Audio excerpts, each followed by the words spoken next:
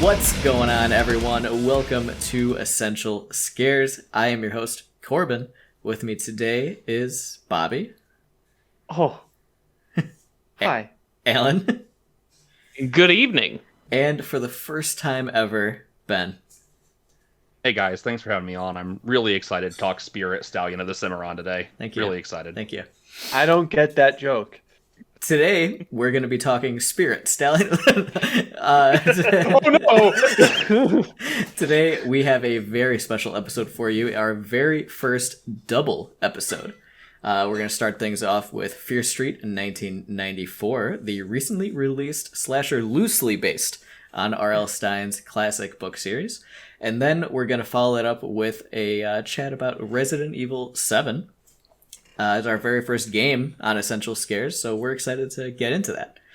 Gamercast. Gamercast. If you want to skip ahead to the Resident Evil section, time codes are in the description, so go ahead and check that out. But for us, it's Fear Street first. Bobby has a spoiler warning for us. Bobby? Yes. Oh, I would love to. This will serve as your first, one and only spoiler warning for the brand new Fear Street 1994. If you don't want Fear Street 1994 spoiled for you, go to the time code ahead to either watch our Resident Evil spoiler cast or go to the essentiality part for either or both. Both is good too. Fear Street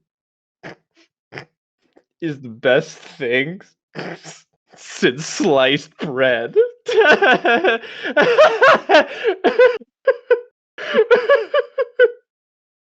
Oh god, Corbin. So, Bobby, is it fair to say, Corbin, would you say it's fair to say that he has truly outdone himself with this one? It's a really good one. I think that this is definitely top one intros. That was great. They did her dirty, boys. They did her so dirty. It's so true. So true. Let's just get right into it. Let's talk. This Fear Street is a slasher, right? Let's talk kills in this movie first. Let's just talk kills. Okay, before we get to that kill, because I have very strong feelings of that kill. There are some other pretty decent ones, the way it starts, the allegory to Scream. But what I want to talk about before we do any of that is those quick cuts when they're talking about the flashback, the vignette. Yeah, that is so well done. I want to know what that cuttings and stuff. I want to know what the guy with the baby mask club and looks like the grandma on the bed. I want to know what that guy's story is. And you're just gonna have to find out. Just gonna have to keep wondering, I think, because that's not any of the next two. I mean, I wonder, how far the flashbacks will go. But they did show that clip again in the post credits trailer for 1978. Yeah, that's true. That's true. So the other thing I think the movie does really well too is the fake outs are pretty good. Specifically right in the very beginning when you think it's going to be kind of cheap and the killer's just going to get a quick stab in the gut and it's over. Oh yeah. But it wasn't. The smile that came on my face when it was just tink and she wasn't dead. I was like, okay, this is when she blocked the knife with the movie Fear Street book. It was great. Part of me was like, there's no way that book is stopping the knife. And then I was like, well, books are, it very well could have actually, And the ghost face guy or whatever, the mall slasher, he's only using like a literal kitchen knife, like a steak knife. Ghostface Killer, I think is what. Yes. That's a technical term. Yes. Can we talk about how they did our girl Maya Hawke dirty? Like she was in there for a whole 35 seconds. It was the Drew Barrymore thing from Scream. Okay, I was gonna say it's a really good homage, and I personally did not watch season 2 of Stranger Things, so I did not know who she was. Season 3 actually. Season 3. Okay, so I've only watched the first season of Stranger Things. She's very good in Stranger Things. I've heard she's very good. He kills it. But I didn't know who she was, so I was even more committed to her just being the final girl. Yeah, you know what I mean? I was like, oh, this. Okay. She definitely has the look, the attitude, and I think that considering it's ended up being a Netflix movie and she's a popular Netflix actress, you know, I mean, I think that even though she's not as big as Drew Barrymore was at the time, like considering the target audience, it probably hits similarly. And I didn't know that she wasn't in the whole movie. I mean, I was kind of surprised, you know, I thought she was going to be the lead. So when her and what was the dude's name? Ryan Torres. Yeah, Ryan Torres, who is another somewhat up and coming actor. I don't know think his I've name, ever but seen him before. I've seen him in a lot of Really? like stuff. Yeah, but when they first got introduced, my first comment was, "LOL, actually half decent characters. Let's fucking go." And I was wrong. Like and you know what that ended up? I know we're kind of jumping around here, but that ended up bumming me out because I felt like those two characters were so much more personality filled than some of the characters we actually ended up getting. And I know why they did that, and I know that, you know, those first two characters are almost like generically slasher in a way, but I liked them. You think that they were like, then who? Then the co-leads, I think, were a little Sam and Dina? boring. A little boring. Well, I think Sam is intentionally kind of boring. Mm-hmm. I don't think Dina is boring as much as she is like.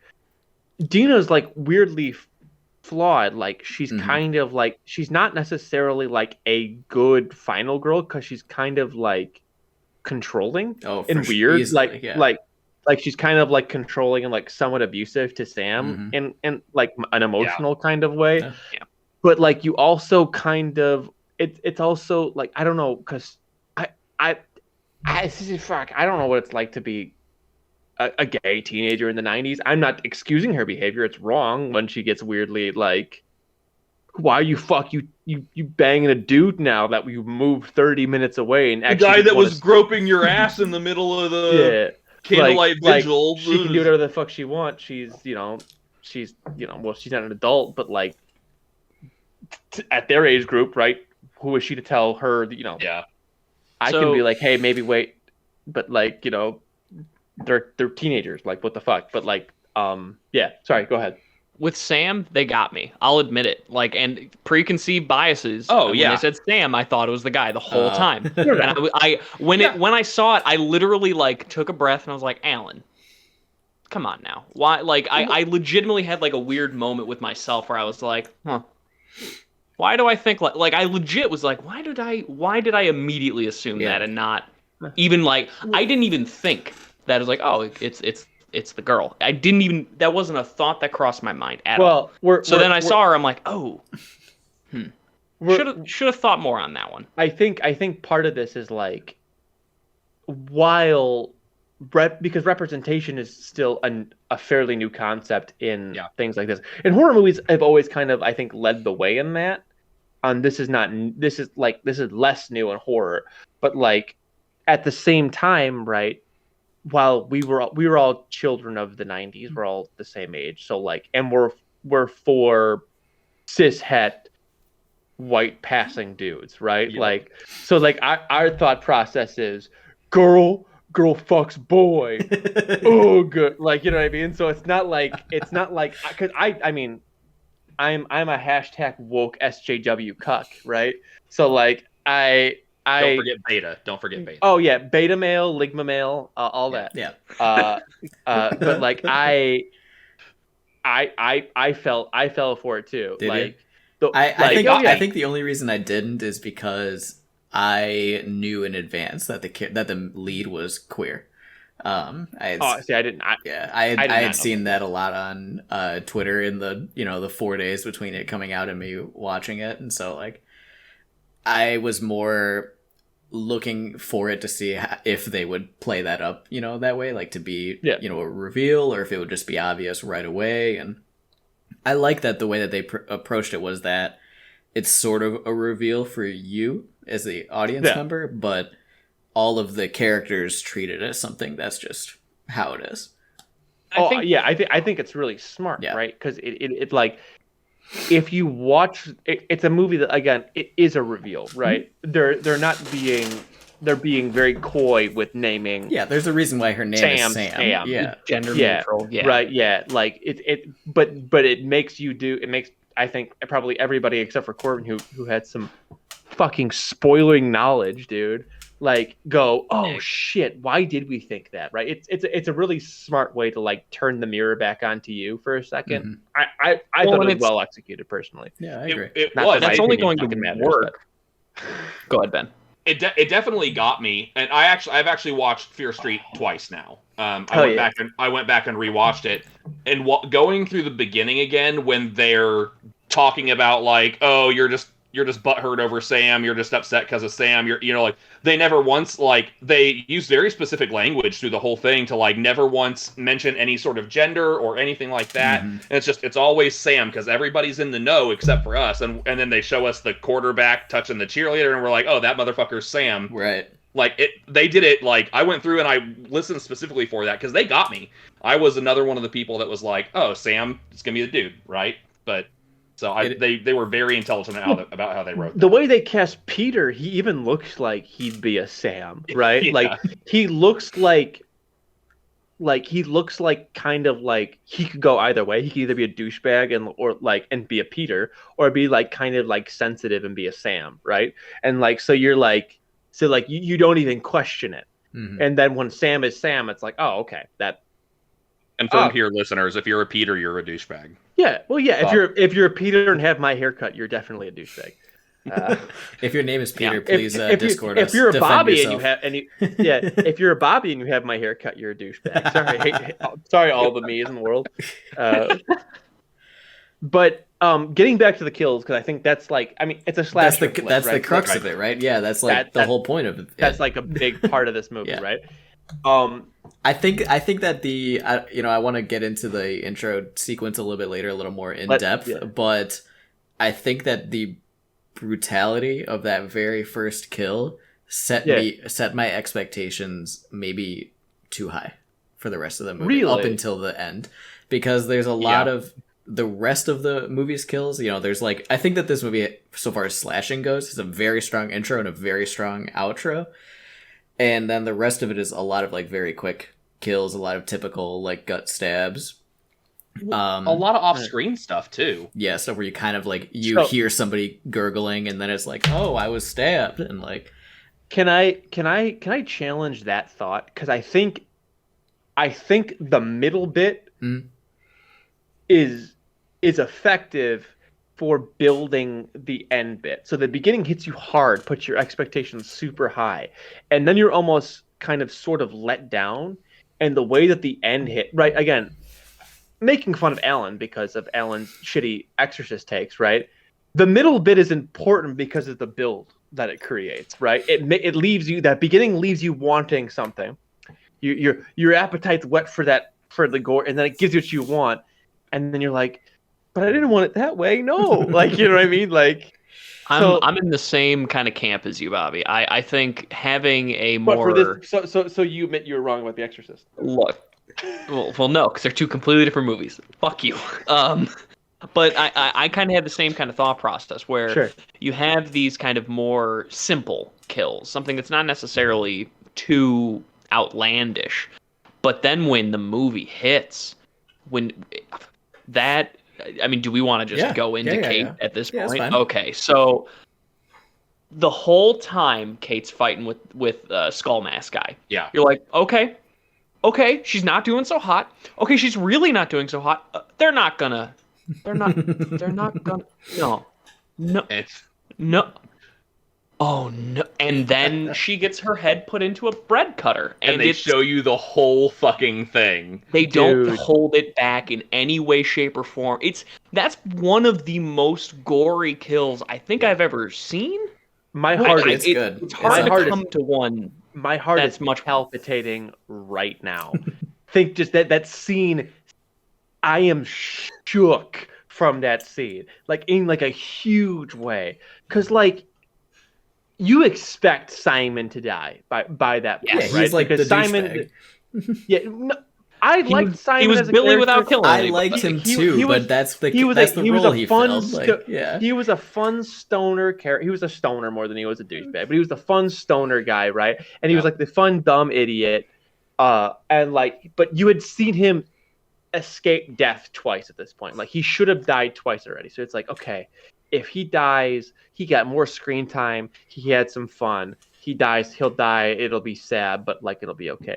Kate never even comes close.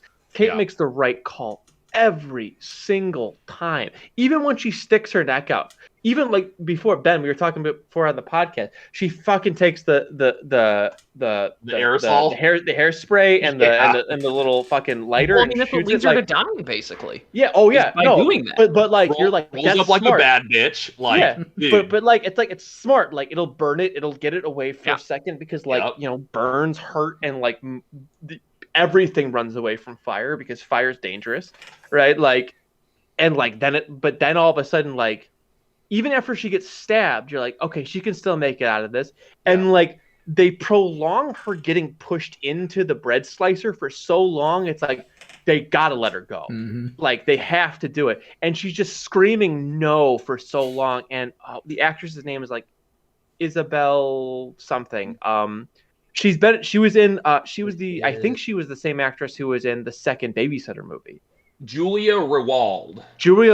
Okay, Isabel is maybe Sam then. I don't. Yeah, but Julia Rewald. She's a really good actress, right? And her no's are just so fucking heartbreaking. And then it just yeah, and you just see her fucking brain shoot out of her skull, and then you see her. And then like, the camera fucking pans onto her face, dude. Sliced into 5 different bread slices, and it's like. Like, I watched that. I rewatched it, and I was just like, that part later on. I did. Yeah. I did. I rewatched it, just that part, to see if it still hurt, and it still hurt. And like, it's two things. It's in like top 10 kills. I mean, it's so inventive. Horror. I mean, I think that it hit me because I think on the one hand, Bobby and I were talking about this last night. On the one hand, it hits because, and you mentioned this a little bit, like, you don't really expect her to die at that point. No. You know that even though this is R-rated, it's kind of a YA slasher. You've got the main 5 characters, they've lived for so long, you kind of figure, oh, maybe none of them are gonna die. They're just gonna beat the villains, and they're gonna be the team. Happily ever after. And how many punches have they pulled up to this point? Exactly. And then for them to walk that back, right, and kill her in such an inventive, brutal way, ends up hitting you, I think, way harder than you expected to. Partially because, like, I'm a huge slasher guy, and like, seeing a kill that you've never seen before is so infrequent. And so to see a kill you haven't seen before happen to someone you don't expect to die is like, wow, I doubly didn't think that was going to happen. Well, that's the thing is, like, right? Because like, I watched a lot of slasher flicks. I have never felt that bad about it that I did after this. Like, I don't want to watch this movie. I really like this movie a lot. I don't want to watch it again for like a minute. Like, I need to like get this movie out of my system before I watch it again.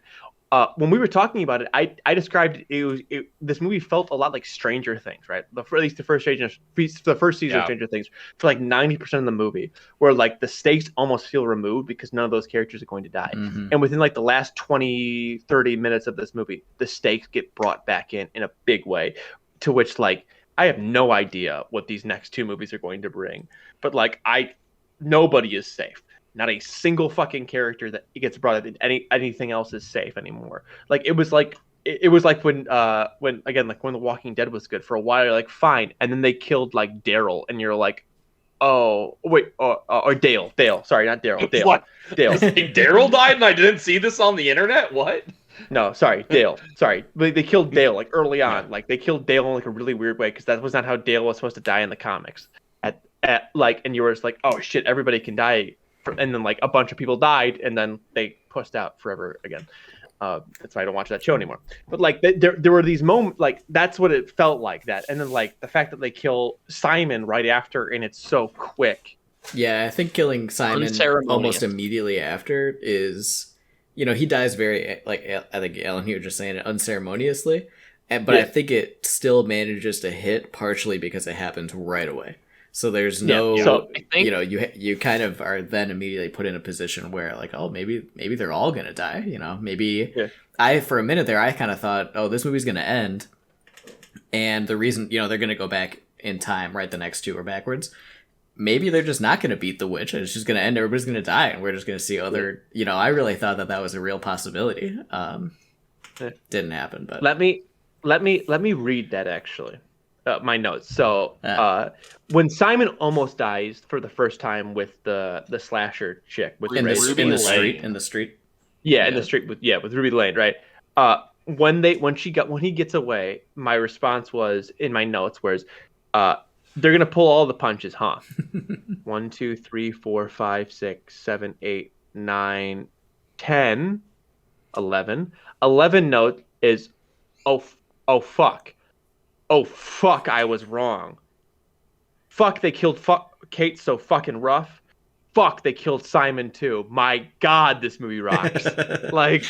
yeah. I was just like, God, what they do so well too with that kill is he sees Kate is dead. Mm-hmm. And in any other bad version of this movie, that character has like a moment because he definitely liked her, maybe not like they were best friends. Yes, like there was a connection there between them. Business associates. And he's trying to have his moment to like grieve and see his dead friend. And then the movie says, fuck you, dead. So it's the bad movie gives him his moment there. The good movie says, nope, he's gone too. And it's that quick just ferocity of it that it's just over. Done, he's dead. This movie, so good. If these movies are trying to be spiritual successors to movies, right? This is a spiritual successor to Scream in a really good way, where like it's not playing on the tropes in a really meta way, but it's playing on the tropes in a very like real way. The cast that was supposed to survive, most of them die, and none of them come out of it unscathed whatsoever, right? Like nobody. It's not like Simon comes back like later, being like, the skull, it didn't actually pierce my skull, or like Kate's like, put my brains back to, you know what I mean? Like there could have been funny. Like Officer Dewey does in Scream. Yeah, spoilers for Scream, I guess. We've already spoiled Scream 3 times. Ben, what were you gonna say? There was no come back later moment, right? Like in a lot of horror movies, there's like the guy and they're like, well, that guy's dead like 10 minutes in. And then an hour later, he comes back in some heroic way or whatever. And there was not that. No heroic way. We had it with was the skull mask killer Ryan, who is killed and then is like a zombie killer later on. But no, there's no hero. Maya Hawke doesn't show up later and is like, I have the secret to beating the witch, which I've seen that before. Is the actually I've seen that a lot. One of my favorite bad movies actually has that happen out of fucking nowhere. But have you is the implication that Ryan Torres also found the witch's bones? So that was like it kind of has to be, right? Because is that the implication for every killer along the way, right? Is that's why she possesses that person, right? Yeah, because at one point they say the first person that did it was Solomon or whatever the priest guy's name was, and then they like every person, it was after she was already dead. So I think it was her taking them because of them getting touch the bones. She takes their blood, she takes their head. Yeah, which makes sense to me. She'll follow you until you're dead. Something we have to touch on is the sheer amount of homages that are paid to other horror properties. One of my favorites is when they're going through the time frame. That's right. That's how we started this right? one. And I'm like, oh, it. They're an homage to it, like a cycle of this occurring over time. Yeah. Like, I like that. I actually I'm a big Steven. I was a little bit bummed out that it wasn't. All of the homages within it too. Oh, for sure. Yeah. I was a little bummed that it wasn't a specific yearly gap, because I did think about that too. Yeah. I noticed 2 of them were 13 years apart or whatever. I was like, oh, is it every 13 years? Blah blah blah. But nah, it's just kind of random. I mean, there's there is also obviously the skull mask is Scream. Oh right? yeah, for sure. I mean, the whole intro sequence is basically Scream. Everything so up it's so until good. the intro credits are over is very much Scream. Even like intro credit sequences. I mean, the music is ripped straight out of it. Like I was smiling the whole time. Oh yeah. Seraphi, they have like the Seraphir nursery rhyme, which is very Freddy Krueger. Mhm. Yeah. When like at the beginning, before like the kills really start, when Ghostface Killa is like lurking around the neighborhood, and they look at him and then turn and then look back at him and he's gone. That's very Michael Myers. Mhm. Obviously, For a non-horror fan, you seem to just really be on top of this I was film. gonna say Ben really did his research for this episode. I used to watch. So I was talking to Bobby about this. My complaints with horror are the same complaints that anybody can have with any major genre. But when I was a kid, my parents didn't want me to watch horror, so naturally, I watched every single horror thing that I could fucking watch. Because mom and dad said I couldn't. Yeah, you did. I That's watched- how we all got into it. Nah. Except for Corbin for some reason. So I watched a lot of the Nightmare exact on Elm opposite Street. I experience. watched a lot of Halloween. I watched a lot of Friday the 13th. I think I only watched like the first Scream movie. I love Silence of the Lambs, which psychological thriller, maybe, It's a horror like It's a horror movie. man, if you do a Silence of the Lambs episode, get me on, okay? I love Silence of the Lambs. But yeah, so I know about horror. I just don't necessarily enjoy watching it all that much anymore. That being said, this movie was awesome. Or do you? Listen, this might be the turnaround. Like maybe you guys forcing me to watch Fear, because I'm gonna watch the other two Fear Streets. Like you are. So maybe this is Spoiler, a so am I. turnaround for me until we get to Resident Evil 7, and then I think that U-turn is coming right back around. Ben, don't But- worry. I'll throw a bunch of really good horror flicks your way. I've been asked by 5 different people to like give a list. Now we'll give you a list. It's almost like that's the whole but- point of the show, even. What? Are you? I can't believe you'd say something so Hey, controversial but so brave. Hey, Bobby, do you Yeah. have a list of essential scares for me? I have a couple, Like, yeah. Okay. I have a couple that are still in the pipe too, so I don't want to say them on air. Yeah. But no, one of my favorites, like I said, I brought up really early, I think it's the Humpty Dumpty killer is what they call him. But With it's the, like they do with with the baby mask. Yeah. With the baby mask just smashing a fucking looks like right. I'm super stoked if they ever like expand on the lore to do a movie about that. I also think, and they showed a couple scenes in it for the sequel too. It looks like they're doing like an homage to Psycho.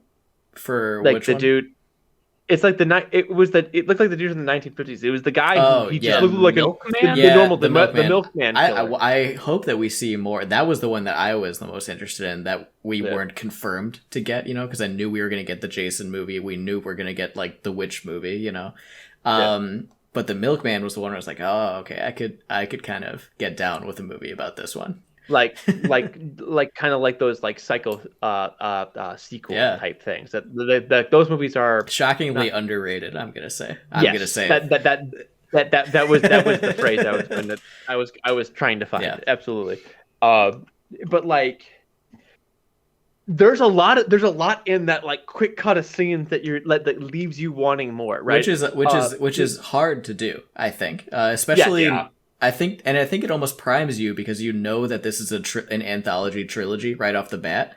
So when you see that little vignette, I think you're immediately primed to think, oh, well, what if I got that? Whereas like normally you might not think that, but I think then your mind starts to wander. Like, well, what else could I get? How many of these could there be?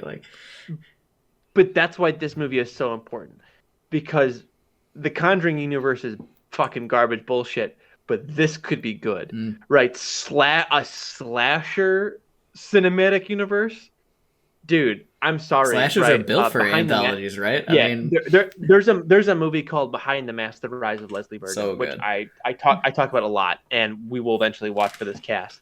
That is very much what if there was a universe for slashers, right? And like a mockumentary about an up-and-coming slasher. It's really cool.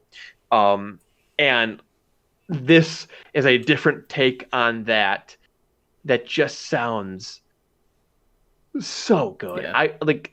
It kind of makes me think of if the other two movies land, that I will watch anything that it has Fear Street on it. I will say I usually try not to bring up too much like pre-hype or early reviews or anything, but 1978 is so far doing very well, better than this one. So what I've heard. So Really? Okay. I'm excited. I'm That- super I excited. mean, that has come out it will on day of 1978 recording. That will come out on day after. That's out. That day after release. Yeah. Day Okay, after so recording. By the time, day if after you're recording. listening to this episode or watching this episode, you could watch Fear Street Part 2 right now and prepare for next week's episode. I will be watching Fear Street Part 2 as soon as I can. Yeah. Because Something I that's wanted what to was- add on go- too. Oh, yeah. Go for it. The soundtrack. Corbin and I talked Very about good. this a little bit. Yeah. I think it uses its soundtrack in key ways that are amazing. So you're in the hospital after we didn't even mention that our lead basically causes a pretty massive car crash again, Bobby mentioned pulling punches. No one dies in a pretty bad car accident when you would expect people to die. They seem barely So injured. again, sets the expectation. The random third guy in the car that wasn't Peter or Sam should have died. Yeah, he could have been an easy kill. Raise the without stakes any just issues. a tiny But little bit. I guess Yeah. the problem with that is if someone actually dies in that instance, it kind of like will not ruin the movie, but like there's going to be some sort of criminal investigation if someone is dead as opposed to hurt. Small town, underage. I don't know. I mean, just the cop is like, "Hey, what happened?" And they're all like, "Oh no!" And he was like, "Cool, see you later." Yeah. Like, But when they're in the hospital, you hear "Killing Me Softly," and that's a Killing really me good use of softly. music. And then the other one that really stuck out to me is at the very end. Our boys in the basement, and "The Day I Tried to Live" is playing in the background. It plays with specific song choices in a way that I think is so well done. Yeah. I really enjoy that, and just in general, the music. I'm like, this is working. I for think me. the big one that you didn't mention is just the very first one that you hear. 9 Inch Nails, Closer plays. Closer? Yeah, I was And gonna say. as soon as that started playing, I immediately thought, like, okay, whoever Maya Hawke is going to talk to, like her any pseudo romantic interest, like that guy's the killer. He's got to be. Yep. And he was. I think the soundtrack is great. I mean, I think that there are some odd anachronisms. There's some songs that are picked that weren't out in 1994. Stuff like that. But it's still very 90s, and I'll give that a pass. I don't really care that much about So that. what song you think didn't come out in 1994? I know that the White Zombie song wasn't out yet. Okay, that I didn't know, because I was like 100% sure that Machine Head by the band Bush didn't come out in 1994, and I looked it up at the time, and it did, and I was like, that song was popular in like the early 2000s. There's no way that song came out. I definitely in thought that 94. was like a late 90s, but I didn't look it up, so I didn't want to, I didn't want to commit to that one. That was the one song that played that made me think a little bit iffy about the soundtrack, only because that was because I assumed because like Rob Zombie was already doing solo stuff in the 2000s. I thought. Yeah, but that like, song that played was like 1995. It's like barely not there. Okay. Machine Head, I love that song. I watched this movie with my wife, and they started playing that song, and I literally turned to Jill, and I was like, I love this song. And then it was over. I was so bummed because it only played for like 10 seconds. Wait, and do you like that song legitimately or for the meme? no, I actually like that song. Oh, cool. So you can rag on me for that as much Breathe as you want. in, breathe out, Oh, yeah. breathe in, breathe out. Copyright. We also have to mention the Konami code. Yeah, I hated that. That was I loved it. No, hated fuck you. that. You're so wrong. I think No, I liked it the first time, and then when he did it like one or two more times, I was like, oh, okay, like maybe too many times. It's like, they have okay. to prove to us that he's the fucking nerd, I guess. Like, I I'm loved nervous. Up, down, down. Up, down, down. Like, so come like, on. so like, I think it's fun for that reason. And I think it's fun if he was only doing it in front of Kate, but he does it one time that has nothing to do with Kate, I think, and that was why it bothered me. Like if he was just like, because then it's not like a cute to, thing that's like about Kate. Yeah, yeah. Like I was like, it's fun that he can be the nerd, and everybody who gets the dumb joke, and everybody who doesn't go, what's he saying? What's that nerd thing that he's doing? Like I get that, like which is like 99% of the people know the Konami code, and like everybody who doesn't is like. I don't know. Book, okay. You're if you don't know weird, the Konami code.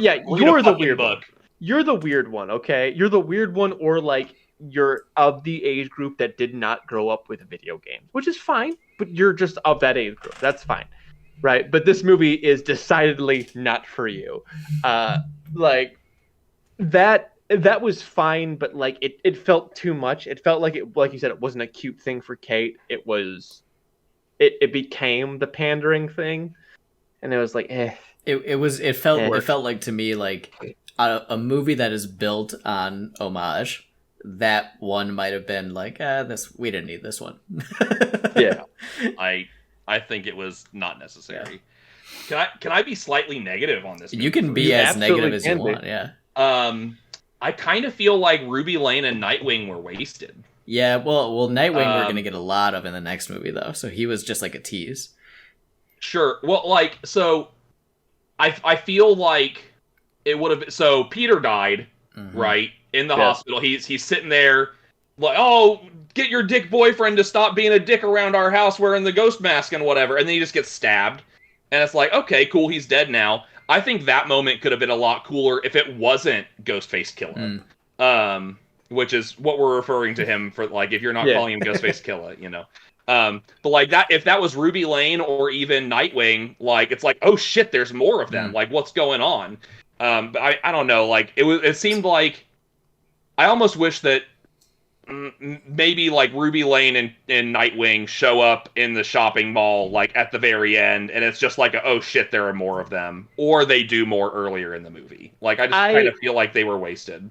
I disagree with adding the other villains or the other slashers at that point, but I agree that Peter's death felt the most underwhelming. Yeah, like just like a shot to the gut and him falling over is different than like fucking through the brain. Like give me something that is like or like something like he grabbed like there's like a throat. That's like the or perfect like example that. of when I was talking earlier. That's a lot of those middle kills are just not as good as they could have been. But that's the perfect example. I think it's necessary. I think it's necessary to make it work.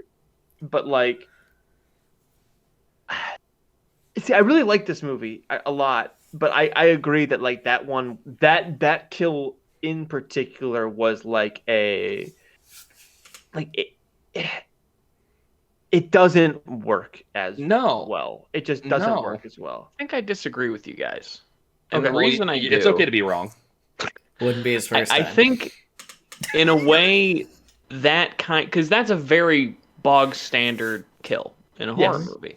So I kind of look at that in a way that's kind of in its own way an homage to just a classic way to kill somebody in a horror movie. Like we know it's a horror slasher flick. We know someone's just going to get knifed in the back, and it happens. And if there's anybody who's going to happen to, I think Peter's probably the best person to get that kind of a treatment as opposed to maybe anybody else. I'm not mad Peter got killed in that moment.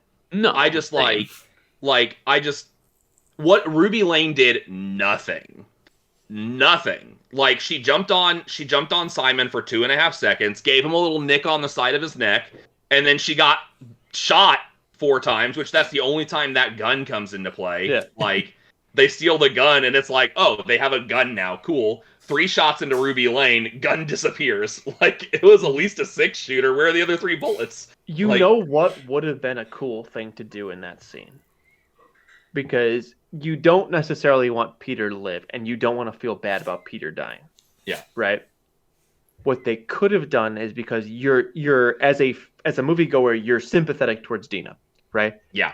Have the ghost killer show up, try to hit somebody, cut either Sam or Dina, right? And then everybody runs away, and Peter throws Dina into the room, right? and the killer runs past Dina. So it's that first foreshadowing of like, why didn't it go after Dina? And then gets Peter. Maybe even she cuts Sam. He cuts Sam, and some blood gets on Peter's like neck or whatever, and it's done. It doesn't need to be a good kill. It just needs to be.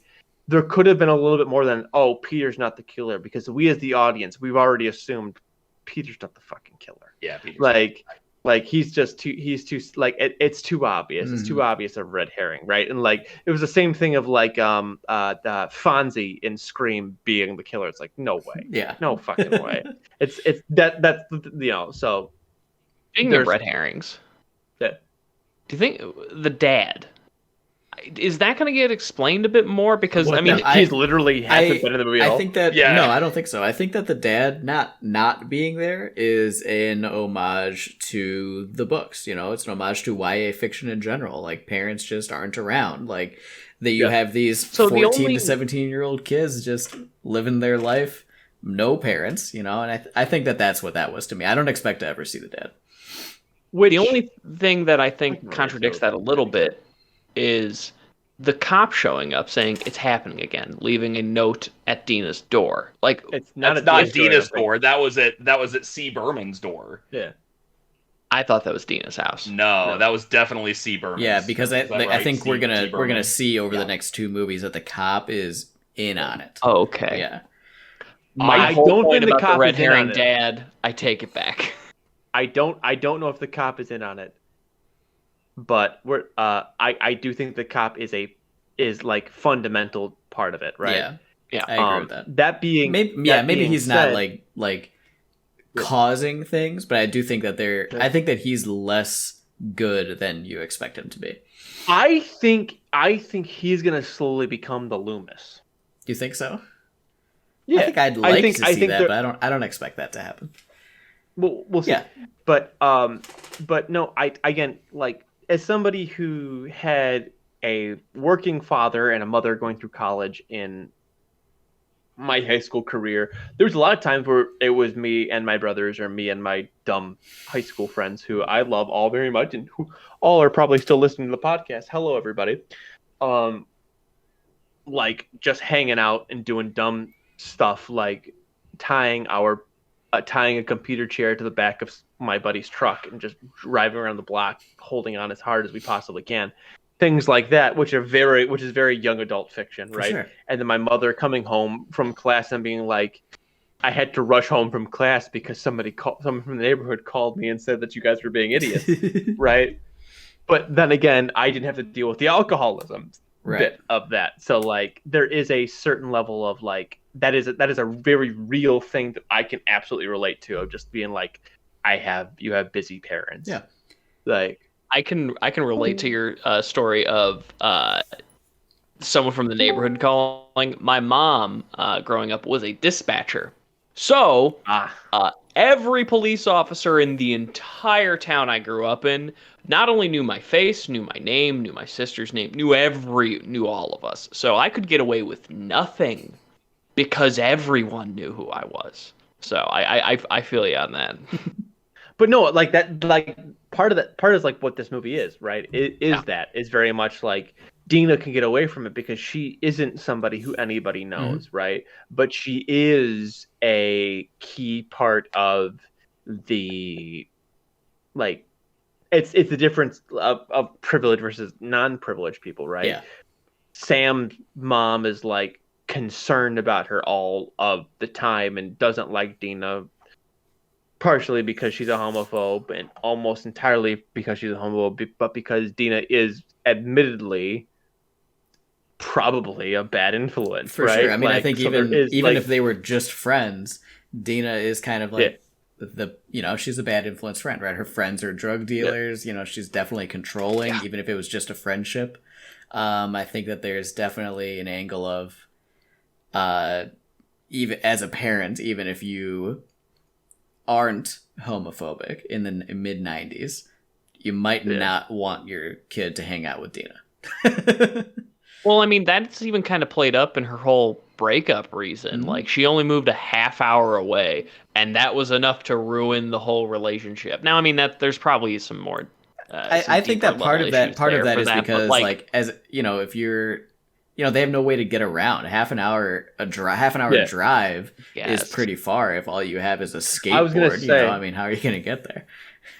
I was gonna say, I was considered by my high school friends to be in a long distance relationship because my girlfriend literally went to another high school, went to the east version of the same high school I went to. So like they were literally like 2-3 towns apart. That's it. Yeah, I mean, when you're in high school, it's different. You know, I mean, if you're not in it every day, you're out of it. So like a part of the abuse that bit of the abuse thing that like I seen in other other people online talk about, that I didn't find to be particularly abusive, even though I remained in a relationship with a girl from a different high school. Like I was but like it was different than somebody who got to see their partner every single day. I mean, I do think that Dina is emotionally abusive on some level, but I don't think that that was an element of it. I think that maybe that was like the cherry on top kind of deal. Yes, she absolutely was, but that wasn't it, right? It's the you're dating somebody else and I don't like that. I'm going to give you things like I hate you, but I love you. All of that stuff, right? I do think like her dating a guy has a lot to do with that, and like whether or not Sam is doing that as a front or because Dina maybe is a lesbian and maybe Sam is bi. Like there are these angles that aren't explored necessarily, where Dina might be angry about things to an extra layer that is unfair to Sam. There's almost that layer of like Dina has accepted that she's gay and Sam is still figuring it out, which is like totally valid and acceptable. Like, but again, how old are you supposed to be? 15, you know? I mean, I didn't necessarily dig too much into that because frankly, that's not my experience. Yeah, but like, same. And I also don't know that the movie's ever gonna. I don't think that they're gonna dig into it. In all honesty, I don't know if a slasher flick is the place to do that. So like, but like, it's best that no one digs into this. No, well, like in this, like there are plenty of movies where like, but like I think that. Listen, as a straight white man, I think I'm the most qualified to speak on this subject. So much like Candyman, we should shut the fuck up. We have to about say that this. A lot lately. But again, the American Psycho episode's gonna be so much easier for us. I'm sorry for being a straight white man, and I think we're absolved of all issues now. Is that like the one episode where we can just be like, I can say my opinion? Fuck you. Yes, because we're all straight white sociopaths. Oh man. Speaking of Dina, though, unless you have a big point to make, how do we feel about her as the final girl in general? It's kind of a weird final girl. Because it's like the idea of the pills get knocked away, so we can't kill her with pills this time around. And she has to drown her. That got a little weird. And then I guess like, because that's kind of like the false ending when you think about it. And then you get to the whole sequence with Sam stabbing her. It's just kind of an odd end sequence for a final girl, I feel. I hated the whole killer with drugs angle. I did not like that. Dina being a final girl is complicated. Do I like Dina? No, because really the reality is all of this is her fault, right? Like more than anything else, all of this is her fault. The fact that like Sam got into the car wreck in the beginning is because she was upset and jealous and through a thing, right? The fact that like Sam has to die, right, is her fault, right? And the fact that she's keeping Sam and holding on to Sam despite the fact that like does Sam even want to be a part of it is like a whole thing, right? She gets her friends killed for someone that maybe doesn't even want to be with her, like realistically. Yes. Like, but there is something really interesting about a flawed protagonist. It's very like, not to like be very heady with this, it's very Macbeth.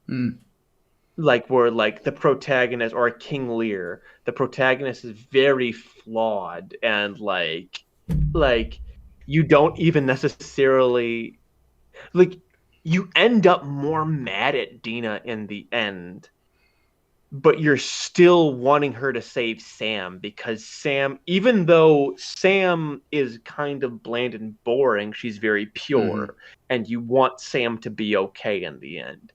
And I think it's very interesting to have like this idea of like the person, the object, and Sam is not an object; she's a human being, but like the object of the film that you want to, like, the goal is to save Sam, right? So like her, I guess the object is Sam's safety, right? Is in the hands of somebody so flawed and has a very toxic idea of what that looks like. And so I think that's a really interesting idea, and of her being, because she's not necessarily a final girl either, even though she kind of is. It's like she is, because you know, obviously there is a point where, like, if Sam didn't come back to life, it would have just been her and Josh, and she would have been considered the final girl. But yeah, I agree. I agree that it's tough. You know, I think that Dina is. I think I like it, but I think she's an important final girl. I don't know necessarily that she was a good final girl. You know what I mean? Like, there is kind of a strange line there to carry. And I also think that, you know, I think that somebody being a final girl, I mean, to me, like, I think that there has to be some survivability aspect. I've always considered that. And, you know, for her, that aspect is almost completely removed, because, you know, the rest of the gang doesn't get killed until like a minute before, you know, the end of that combat sequence. But well, what do you mean? What do you mean, like, the survivability being related to the other people? Like, she's almost like,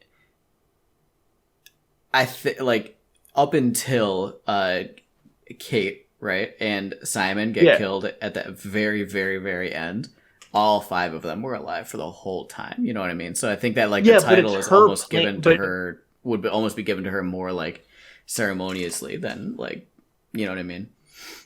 I don't know, because it's, but like, it's the same thing where, like, I hear what you're saying. I don't even know, because I don't even know if I would agree that, like, she's a final girl, but like, they're all her plans.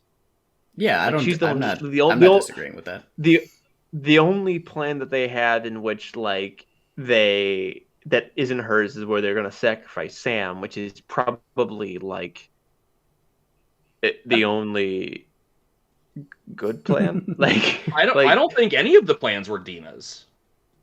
Yeah, they were. No, because Josh was the one that brought up that the girl that survived the Nightwing killer had to die first.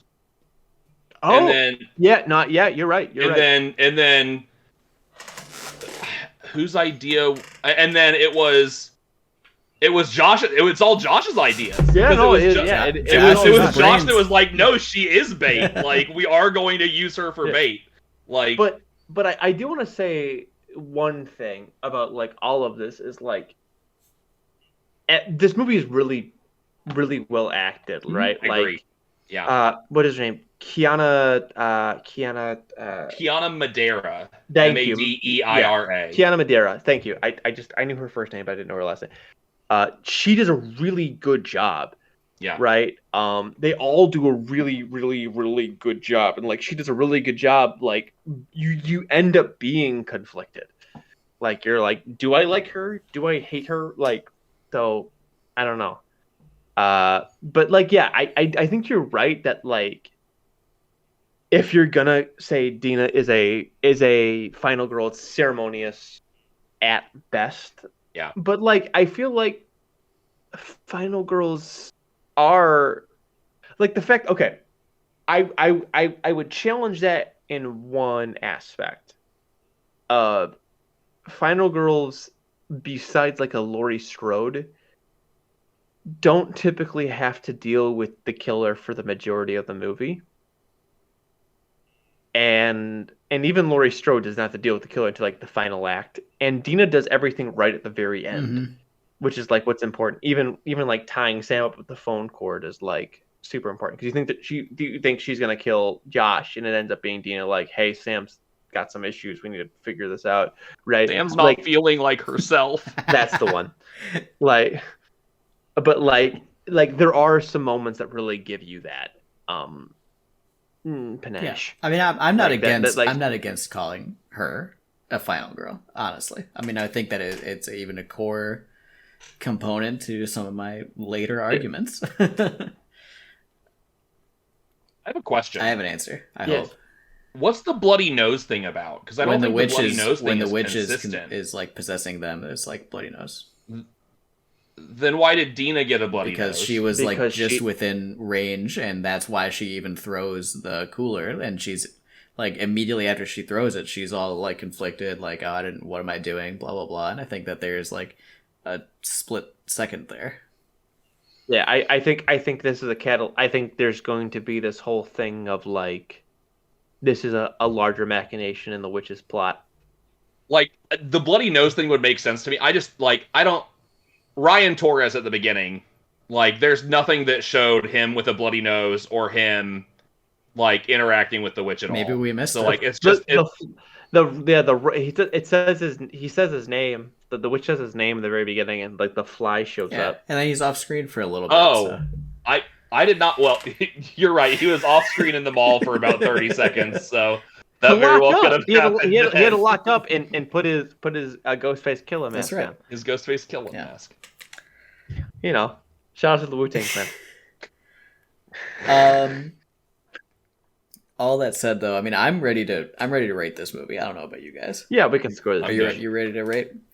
Alan, I want you to start off. Bobby is not gonna let me live this one. Did you tell him in the pre-show? No. Oh. 4 out of 5. Yep, I knew it. He's looking at me with that face of, you gave Exorcist 2 or 3 and 1 a 4 out of 5, and you're gonna give this a 4. I loved this movie. In about basically after the intro sequence occurred, I put in one of our chats, I think I love this movie, and then that just kept going for the rest of the time I watched it. I also watched it with my wife, and even she enjoyed it. In some practice run episodes, the other horror movie I watched with her was Possessor, which in terms of tone is very different from this. We'll talk about Possessor again. We absolutely need to. It's a phenomenal movie. But I haven't watched many movies with her because she is not remotely interested, frankly. But she was into this one too. That being said, I think the other reason why I necessarily want to give it a 4 is I am very interested in watching the rest of these movies. This movie has set up a universe of movies that I am very invested in already. I want to know. When this movie ended with Sam wrapped up on the floor, I was like, damn it. I want to know what's going to happen next. I'm actually curious what's the next sequence. And because the next sequence is entirely an homage to Friday the 13th, 100%. It's got me hook, line, and sinker. So for me, the more I thought about it, I had written down between 3 and 4. That's generally something I like to do, is put a range, because I'm never really solid when I come into any of our discussions where I'm going to land. But I just thoroughly enjoyed my time with this. I really think it's a solid 4. Solid 4. That's what they say. You know, Alan, luckily you don't have to wait like 2 years for the sequel, huh? I know. I mean, we're watching it for next week. Right. Like, you could watch it tomorrow if you wanted to. Tomorrow. Yeah. Bobby, I think that you are going to have the most different, maybe, opinion to that. I'd love to hear from you next. Okay, so while you're correct, I do have a very different opinion on this movie. I do have, I think, the same score. You think? Yes, I have a 4 out of 5 for me, personally. The reason I have a 4 out of 5 is I was fully willing to give this movie a 3.5 out of 5, like, throughout, like, the majority of this movie. And then the Kate scene happened. And the Kate scene has a very... Like Minimum. the way that it has held me for the last like 4 days, like every time I think about it, I have a mini anxiety attack.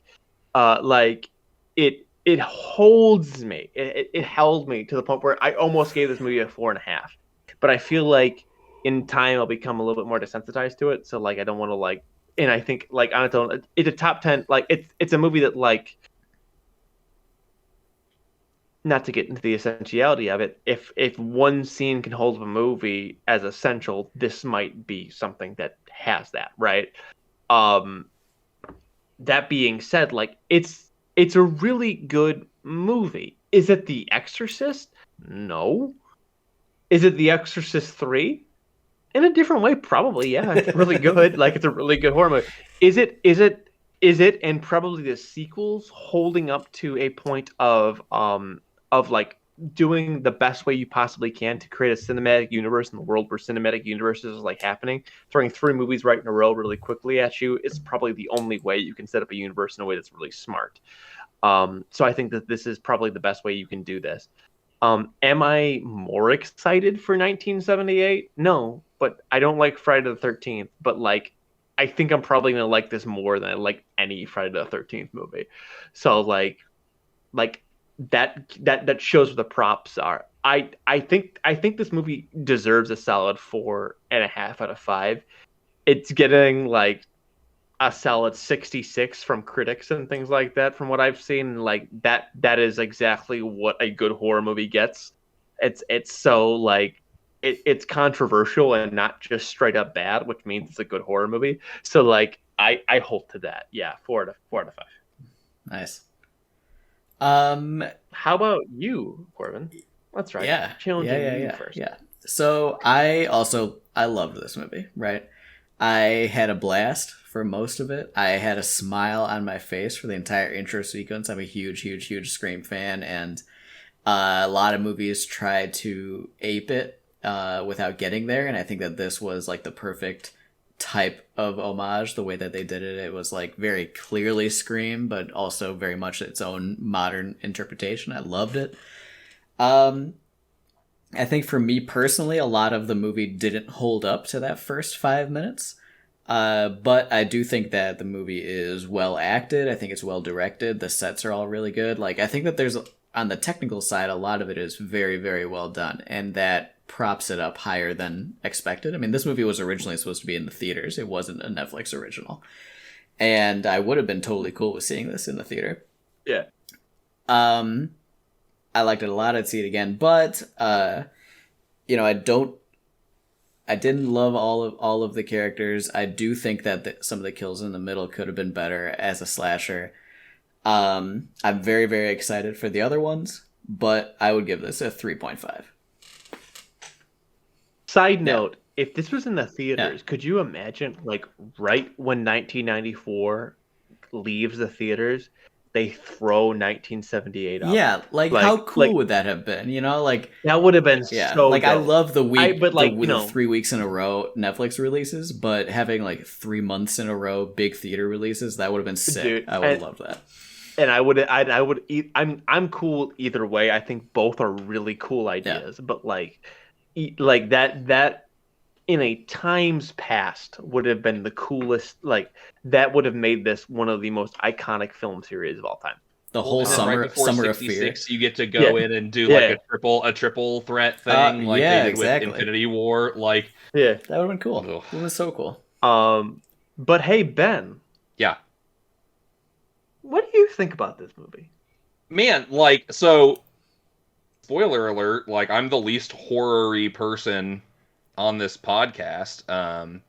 Which is shocking because Alan is usually the least. I was about to say usually I ride that to the bank. Yeah, and host Grant, who is not here this week, typically says I'm the least horror-y person on this podcast, despite Alan's existence. So Ben, continue. Yeah, I mean, like I traditionally steer away from horror, but I watched this one and man, I had a good time. Having this conversation with you all has definitely brought it up a half a point for me. I think like I enjoyed it, but like Corbin, I had several complaints about a couple of the kills, a couple of the characters, some things that I felt were maybe a little inconsistent. But having this conversation with you guys made me like realize how much fun I did have watching it. And that brought it up from a 3 to a 3.5 for me. Hell yeah! I really had a good time with this movie. And I'm 100% looking forward to watching the other two. One of them tomorrow and the other next Friday. Nice. It's gonna be great. So yeah, 3.5. I love that. Bob. I can't wait for for us to look back on this a year from now and say, remember when Fear Street got Ben back into horror? Seriously, like what a great comeback. That's gonna be a great Fear story. After watching Fear Street, I was like, man, I haven't watched a Nightmare on Elm Street movie in a long time. And it's like I used to love watching Freddy Krueger rip some bitches apart, you know what I mean? But like I just kind of got out of it. But Ben, I'm gonna give you a couple really good elevated horror films. One of which do not listen to a single word Alan says about it. All right, Alan, seriously. How do you feel about subtitles? Movies with subtitles? I've got ADD, man. Like sitting there watching something like kind of fucks with me a little bit, but I might give it a try. You know what I mean? It's very good, and Alan is wrong about it. Anyway, the movie is called Raw, by the way, for everybody that's too curious. That is a. I was gonna leave it up in the air. I'm just gonna tell. I was gonna harken back to it when we talk Absolutely about it. All right. I was gonna harken back to it when we cover it because we will cover that movie for sure. I mean, that director's got another movie coming out. I mean, what a great twofer, I'm so excited. But the big part, right? Is this movie essential? For anybody that skipped ahead to this part of the discussion, this is spoiler free. Fear Street 1994. I gave it a 3.5 out of 5. Ben gave it a 3.5 out of 5. Alan and Bobby both gave it 4 out of 5. But despite those high scores, is this movie essential? Bobby. Okay. I feel like I'm the power of positivity guy. In this podcast, because and I don't want to be, but like we run into a lot where it feels like I want to hit a movie where I say no, but like this feels like it's got to be a yes.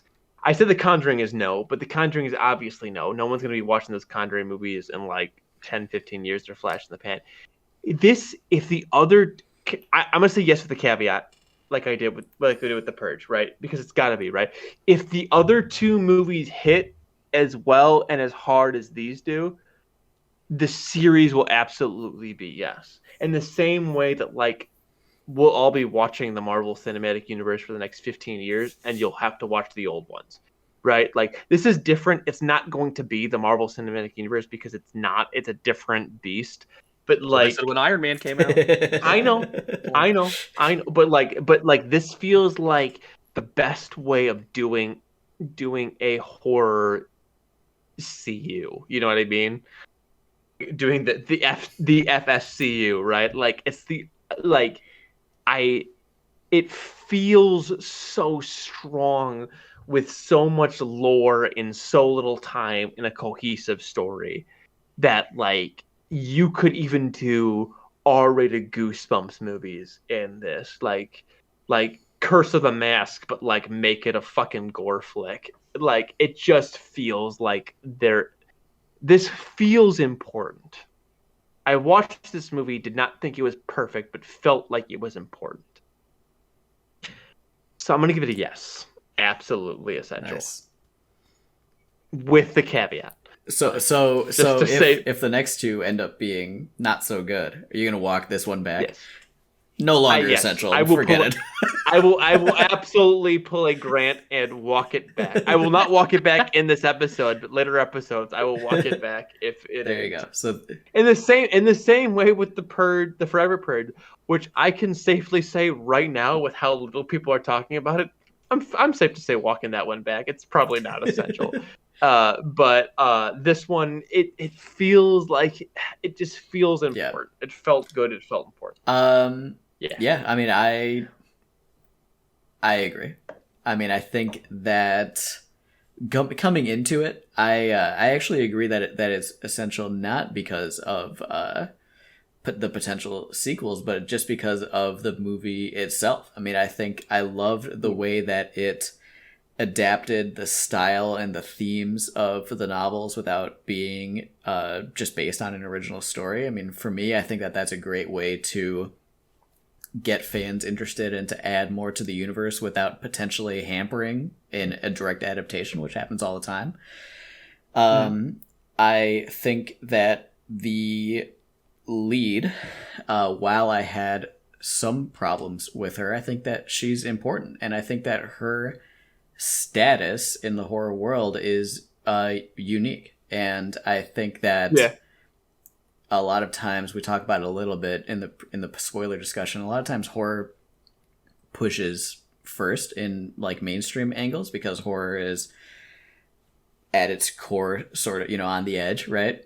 And I think that she's an important character, and I think that we're gonna we're gonna look back and regardless of how Fear Street itself is looked back on, I think that she's the type of character that shows up in documentaries. She's the type of character that is important for the community, for the industry, and I think that regardless of the other two, this movie will be essential because of her. You're absolutely right. Like I didn't mention it because I didn't even think about it, but the way you worded that is she's critically important, like for sure. Yeah. Yeah. Alan has been holding back like this whole time because I know he wanted to go first and I sidelined him. Yup. Alan, what do you think? I'm in a very similar kind of thought process as Bobby. It's kind of a yes but for me. And I say that because I think if they just totally drop the ball with the next two episodes, it's harder for me to say to someone, hey, go watch this movie. It had such good potential. I mean, there's some amount of worth there to watch that movie that had potential and then they squandered it later on. But I think that inherently brings up the question of, well, is it really essential then? So that's kind of the thought process I'm on. I think this movie does a lot of good, a whole lot of good. And let's assume that our next two films are phenomenal and we love them and they're also essential. Then it's the easiest 3 movies in a row we're going to talk about in terms of essentiality. It's just we're in the unknown at this point right now when we're recording this because none of us have seen 1978, or is it 65 or 66? 1666. Oh, it's 16. Okay, I missed that. I thought it was only going back to 65. That's interesting. But I think depending on how the franchise continues, really brings into question for me how essential it would be to watch this one. I think it's definitely still borderline a yes, even if the other two suck. It's just, for me, it'd be harder for me to say to someone, go watch this movie and just don't worry about the other two. That to me that adds a layer of caveats that I don't know that I'm comfortable with in saying, yes, this is essential. That's kind of my thought process. Without spoiling things, just to because me and Alan, I think, have very similar thought processes for the yeses. Is this movie almost by choice is reliant on the sequel on whether or not this movie is good, which is very different than Corbin's point, which I think is probably much more prescient and realistic than ours, but just from being future mindseted in the near future, as in September 9th, 2021, this movie feels very reliant on how the sequel goes on what its legacy will be. Yeah. And I think they do that to and themselves. I'm wrong on that, but I think I'm holding to my original thoughts. But I agree with you because I think they kind of do that themselves in the way of how they're releasing this week to week to week to week. The expectation is set for the audience of, here's the first one, here's the second one, here's the third one. You get them in one fell swoop, as opposed to, The Conjuring, where you had to see one every single year. This sets us up to go. So it makes you immediately think these are connected and important together to each other. So before we get into Ben's, I do want to challenge I want to be played challenge my own statement. For mine and Alan's point is like, and this is just more food for thought for me and Alan. It's just something I thought of is like Corbin's point. I think is really well said, and it's making me think about my own presuppositions. But like in a similar vein is like, was the original Suicide Squad a good movie? Not really, right? But like that being said, right, it changed the way the character of Harley Quinn is dressed. It changed because her costume was so important. It changed the way that we do Harley Quinn, right? We draw Harley Quinn and things like that, right? It does not necessarily have to have the best legacy for something to be important, right? And the protagonist Dina's character has an important aspect to her that is unique to her. Just to really like continue to steel man Corbin's already steel man point. But Ben, what did you think? Is this movie essential or not? I will say on Alan, because I'm with Corbin. I'm a hard yes. I'm not even a yes. I'm not even a yes, but I'm a hard yes. To combat Bobby and Alan for a second. Alan's my best friend, and I forgot his name for 32 milliseconds. Happens to us all. To combat Bobby and Alan for a second, I think the only reason why we're having that conversation is because 76 is coming out next week and 1666 is coming out the week after. Yes, because right. And testing my horror memory for a second, I'm trying to remember which ones I thought were bad from 20 years ago and which ones I didn't. We don't talk shit about Nightmare on Elm Street because Wes Craven's New Nightmare was bad, or Dream Chasers, or don't. Okay, so I'm just gonna go ahead and we don't talk shit about Friday the 13th because of Jason X. Benjamin. Okay, Ben. We're not gonna cut any of this, but Jason in space. I'm gonna give you the proper metaphor. Okay. Yeah. We don't talk shit about A Nightmare on Elm Street because the remake of A Nightmare on Elm Street was bad. Okay. Go ahead and say that. We don't talk shit about Halloween because of Halloween 2. Stop. We don't talk shit about Halloween because Halloween 5 or 6, which was the one with Paul Rudd. Paul Rudd was in a Halloween movie. I really fell out of the horror scene. I didn't know Paul Rudd was in a Halloween movie. Oh man, Ben, you knocked it out of the park, picking somehow managing to pick some of the best sequels to illustrate your point of bad sequels. Imagine.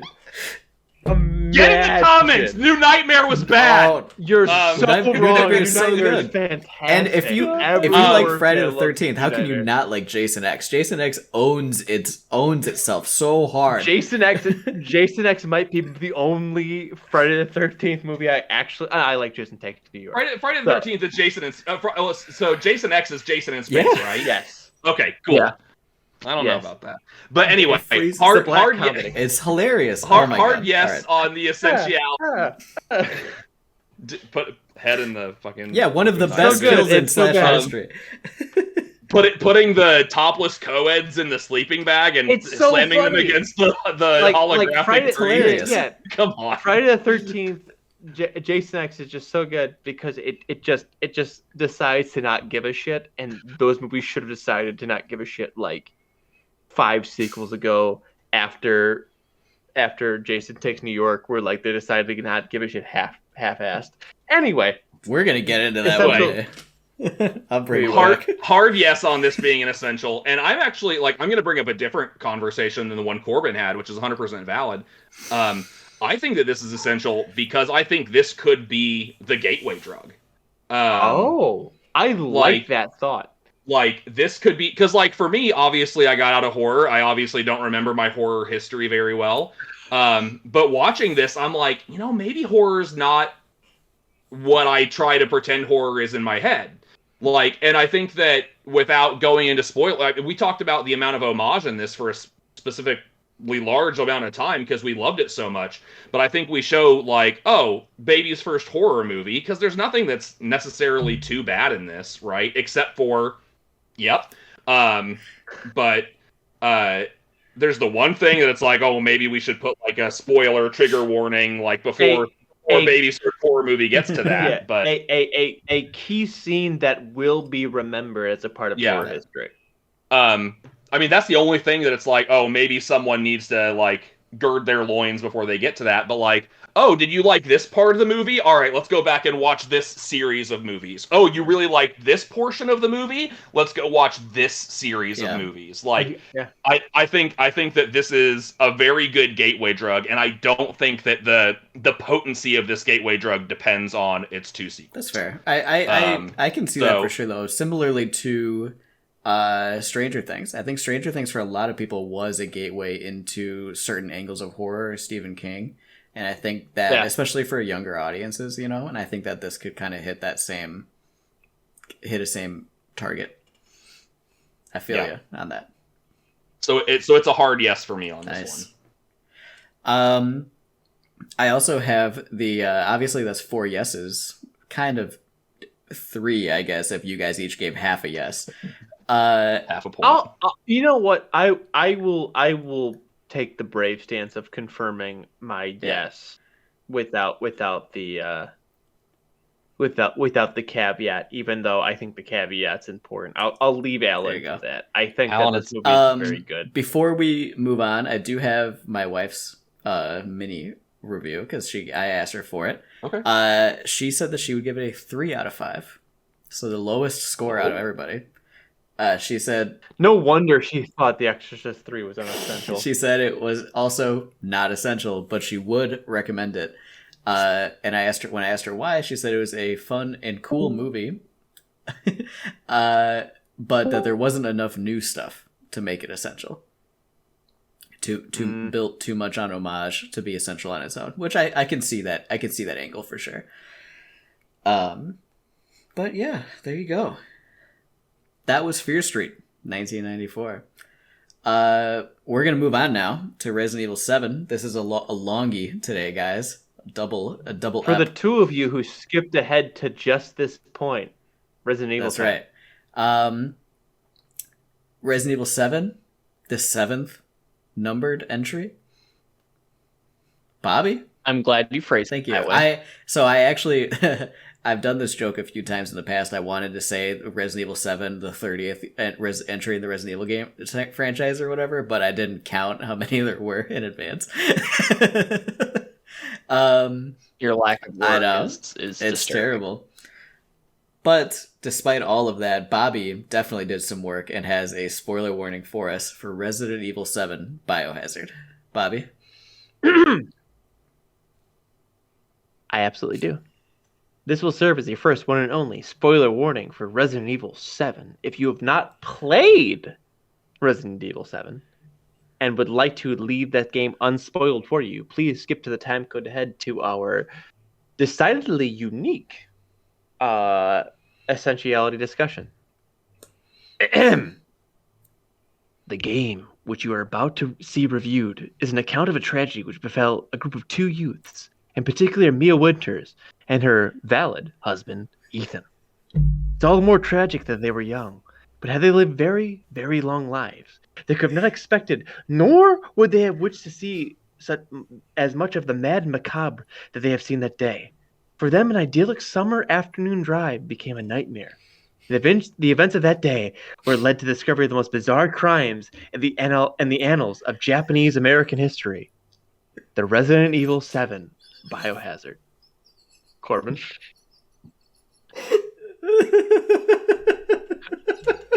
Was that 2 really good ones? Did I do 2 really good ones this time? This is a great episode for you, Bobby. This is a great episode for you.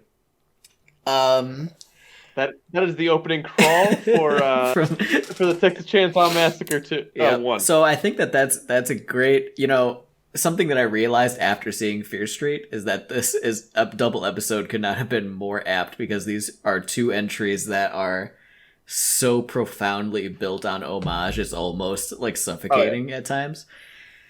Resident Evil 7 is so much. It's like it ends up being like, what if you took Texas Chainsaw Massacre, including the second one, and also like Japanese like scary little girl horror, and you just threw them together. You just made one thing. The Ring and Texas Chainsaw Massacre had a Resident Evil baby. Works. I think it works, but it's so silly. The alternate spoiler like warning I had was the Resident Evil 7 Biohazard takes the bold stance of not being a Resident Evil game until it's too late for you to turn it off, which is also so true. Like it. Man, it's just like oh cool, it's this, like you said, it's this really cool mishmash of like Japanese, like it's Ringu and Texas Chainsaw, and then all of a sudden they're like, but by the way, Stars is a thing. You guys remember Stars? Remember Stars in the Nemesis project? You guys remember Raccoon City? That's weird. Hey, we're on a boat now. Like, and it was funny to me because like when I got to that part, I definitely was like, oh yeah, Resident Evil. like it suddenly feels so much like Resident Evil 4 specifically to me. Especially the part in the salt mines. It's like, wow, like they really just went for it, huh? Yeah. Corbin, what did I tell you about, what did I say after I played this game in like two halves on twitch.tv/theredwing? I actually ended up, feel free to I played it in 3 chunks, so I'm right behind you. Yeah. So what did I say after my first chunk? You said, and I quote, this game fucks as long as the second half doesn't blow it. I believe that was exactly what you said. And guess what happened? And guess what happened? Not the second half, but the final quarter of this game absolutely fucking blows it. Like, it just like, it's like 3/4 of this movie is really cool, right? The first half of this game is very Texas Chainsaw Massacre. A quarter of this game is weirdly Saw. And like, I really interesting, like that, but it didn't super succeed for me in the way that I feel like everybody else really likes that bit. I didn't like that bit as much. And the last quarter is just very Resident Evil. And like in the worst ways of Resident Evil. Yes. It's Resident Evil in the same way that like Resident Evil 0 is. Where it's just like, let's just throw all the lore that's important to the series right at the end. And it's just like that. It takes too much. Yeah. Talking about homage, we talked about The Ring for a quick second. I think that this pulls a really great homage to The Ring because people that play this video game will die of boredom within 7 hours of playing it. So, hey man, so, this game is really exciting for the first 5. Okay, the last 2 are. This is our first time doing a game review, so I do think we're going to be a little all over. But I know that Ben is the hardest on this game. He is the most negative. Ben, why don't you talk a little bit about your experience with this title? Like, man, like it was boring. Like even the spooky parts. What spooky parts? Like this game was scary to me at Ben's got balls of steel. Like I made that joke to one of Alan's and my friends earlier today. We were talking about Fear Street, and I was like, yeah, if you're not brave, it's scary, but if you're brave, it's kind of okay.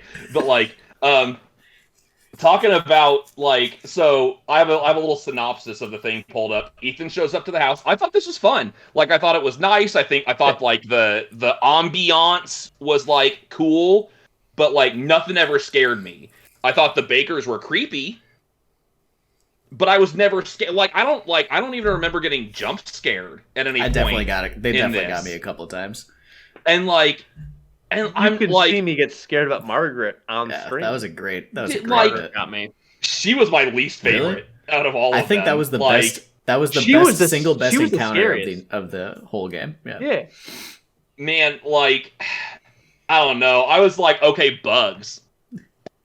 Cool. No. That wasn't the scary bit. The scary bit was like everything after you were out of like the boathouse area, like when you go, you have to get the other lantern. Like I again, I played this game in 2 chunks. I quit the first chunk when you look down and you see her grab the lantern with her like super long scary arm and pull it back. I was like, well, I'm done for the evening because I don't want to deal with that. And then I started the next stream fighting her, and when she jump scares you out of like that broken window, that legitimately scared the shit out of me. Like I was like, fuck. Like that was probably the one moment in this game more than anything else that actually scared. Like I was not ready for it. Yeah, I don't know, man. Like, hey, man, you're allowed. You're allowed. I should have more nerves and steel than you do because I watch more horror movies than you do. So like, I don't know if it was just like one of my problems or one of my previous problems. Who knows? Maybe Fear Street fixed it for me. But one of my previous problems with horror was the predictability, and it's like, sure. All right, Marguerite's creepy. She grabbed the thing. Like, okay, now I'm walking up these stairs. Oh, she burst out of the window. Never saw that coming. Like. So I think the issue with that was I was not expecting it to happen as fast as it did. I was expecting me to like go across the upper part of the landing and her to pull me up. And the fact that she came out through the window, and maybe that was my issue, is I'm too much of a horror man. I was overthinking it.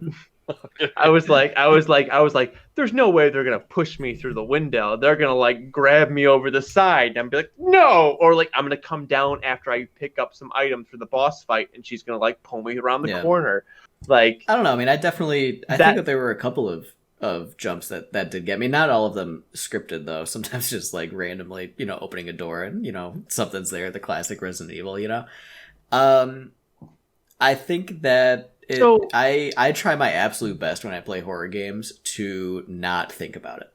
I try not to think, all right, this hallway is situated for a scare. Or I try not to think, I've been exploring calmly for 10 minutes, something is going to happen. I really, really try not to think about that. And I think the benefit there is that I feel like I get much more like into the mood of it because I'm trying to get scared. I want it to scare me. And I think that Resident Evil 7 succeeds in that in a lot of ways. I think the area where it succeeds the most is actually directly following Marguerite. That whole sequence where you're trying to get the first part of the serum, that, to me, I was on edge the moment you kind of walk up into that attic area and you're dealing. That whole sequence for me was working for me. Okay. That was really the only scary, like truly scary bit. And then the first time you go into your basement, I was going to say, the very first time you fight the molded in the basement, like, I think that is definitely, it's eerie. You're not really used to the combat yet. It's scary for a lot of the same reasons that Resident Evil 4 can be scary in the very beginning of Resident Evil 4, like when you're not really sure what's going on yet. And I really dug that. I really dug that. Well, I think the molded at first are like they remind me of the zombies of the first Resident Evil, where they're like legitimately scary. And the first time you see a molded happen, it's different, right? But again, it's almost like its own fall. Yeah, but it's almost like its own homage to Resident Evil 1 when the zombie head turns. And again, and I will say I have a love affair with Resident Evil. Yeah. I have a very traumatic experience for the first Resident Evil game where my friend and neighbor growing up would like force me into his like he's only a couple years older than me, so it's not weird. Force me into his living room, lock the door, and make me play Resident Evil. 1, to scare me, and 2, because I was like halfway decent at it, like I could solve the puzzles and stuff. And like so, like Resident Evil is like a traumatic thing for me, like in a big way, admittedly. And like that first molded scene where you come up and the molded comes up right in front of you, and it's got like it's just a mouthful of teeth. It's really scary. Like it's a really effective scene that it almost feels natural. That like reminds me of like the first Resident Evil movie, or when it also reminds me of like BioShock, when you turn the corner. There's like early in the game of BioShock when you first have a gun, where you turn the corner and there's a fucking BioShock mutant, like, and you just fucking unload your entire clip of your revolver into it. I did the same thing with that first molded. Yeah. Like, so there's those really cool moments. That being said, to Ben's point, there's a lot of fucking downtime in this game. Like, that is very Resident Evil. And the molded could have been so much cooler too, man. Like there were 2 molded. Oh, there's 3 molded, my guy. Oh, yes. I'm so sorry. There's the normal molded. There's the molded with like the spiky cauldron, and then there's crawly molded. So I'm sorry. I'm sorry. You guys are both wrong. There's 5 molded. Okay. There's normal molded. There's cauldron molded. Right. There's fast crawly molded. There's slow crawly molded. And then there's pukey molded. Oh yeah, there is the fat molded. I forgot about that. There was one of them in the whole game. Because you fight one as a boss, and then you fight one as Mia, and then you fight 2 at the same time as Ethan at the end. Yeah, you fight a big one and a small one. Yeah, you fight the super fat and a regular fat. yeah. There's 5 different molded. I said Moldred a couple times. But Moldred, how good? Well, let's talk about that. I think the fact that you can, I was wrong. I'm man enough to admit when I'm wrong about something. I said 2. There were a whole 5 of them. My bad. I know I'm never getting invited back onto this podcast. Go ahead, Ben. Go ahead, Ben. Bad. Name 5 different zombies in the Resident Evil franchise. There's more than 5. Well, first of all, this is the first Resident Evil game I've ever played. I love that. Okay, that's a great. Oh man! I'm never gonna be able to convince you to play the earlier ones because they are fundamentally worse. Yeah, seriously. So I have Alan and our friend have thoroughly convinced me that RE2 remake is phenomenal. I haven't played the remakes. I haven't either. So I'm highly considering going back and playing RE2 remake. So maybe I am back into horror. Who knows? But like, I don't know, man. Like, I just there could have been more. Like, okay, so can I not to make this an advertisement for the remakes?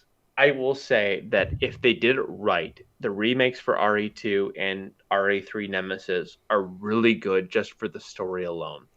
Okay. They're much more concrete. They're much more. They go more whole hog with the Resident Evil thought process, while still like the story is more consistent throughout of like what this whole thing is about, without it being like stupid. And I've heard the remakes do a really good job with Nemesis and the Tyrant. Mr. X. X guy. Mr. X, that's the one. Yeah. That it's so funny for you, Ben, to say that there's a lot of downtime, because it's funny in a way, because in Resident Evil 2, in the original and in the remake, they fixed that with Mr. X.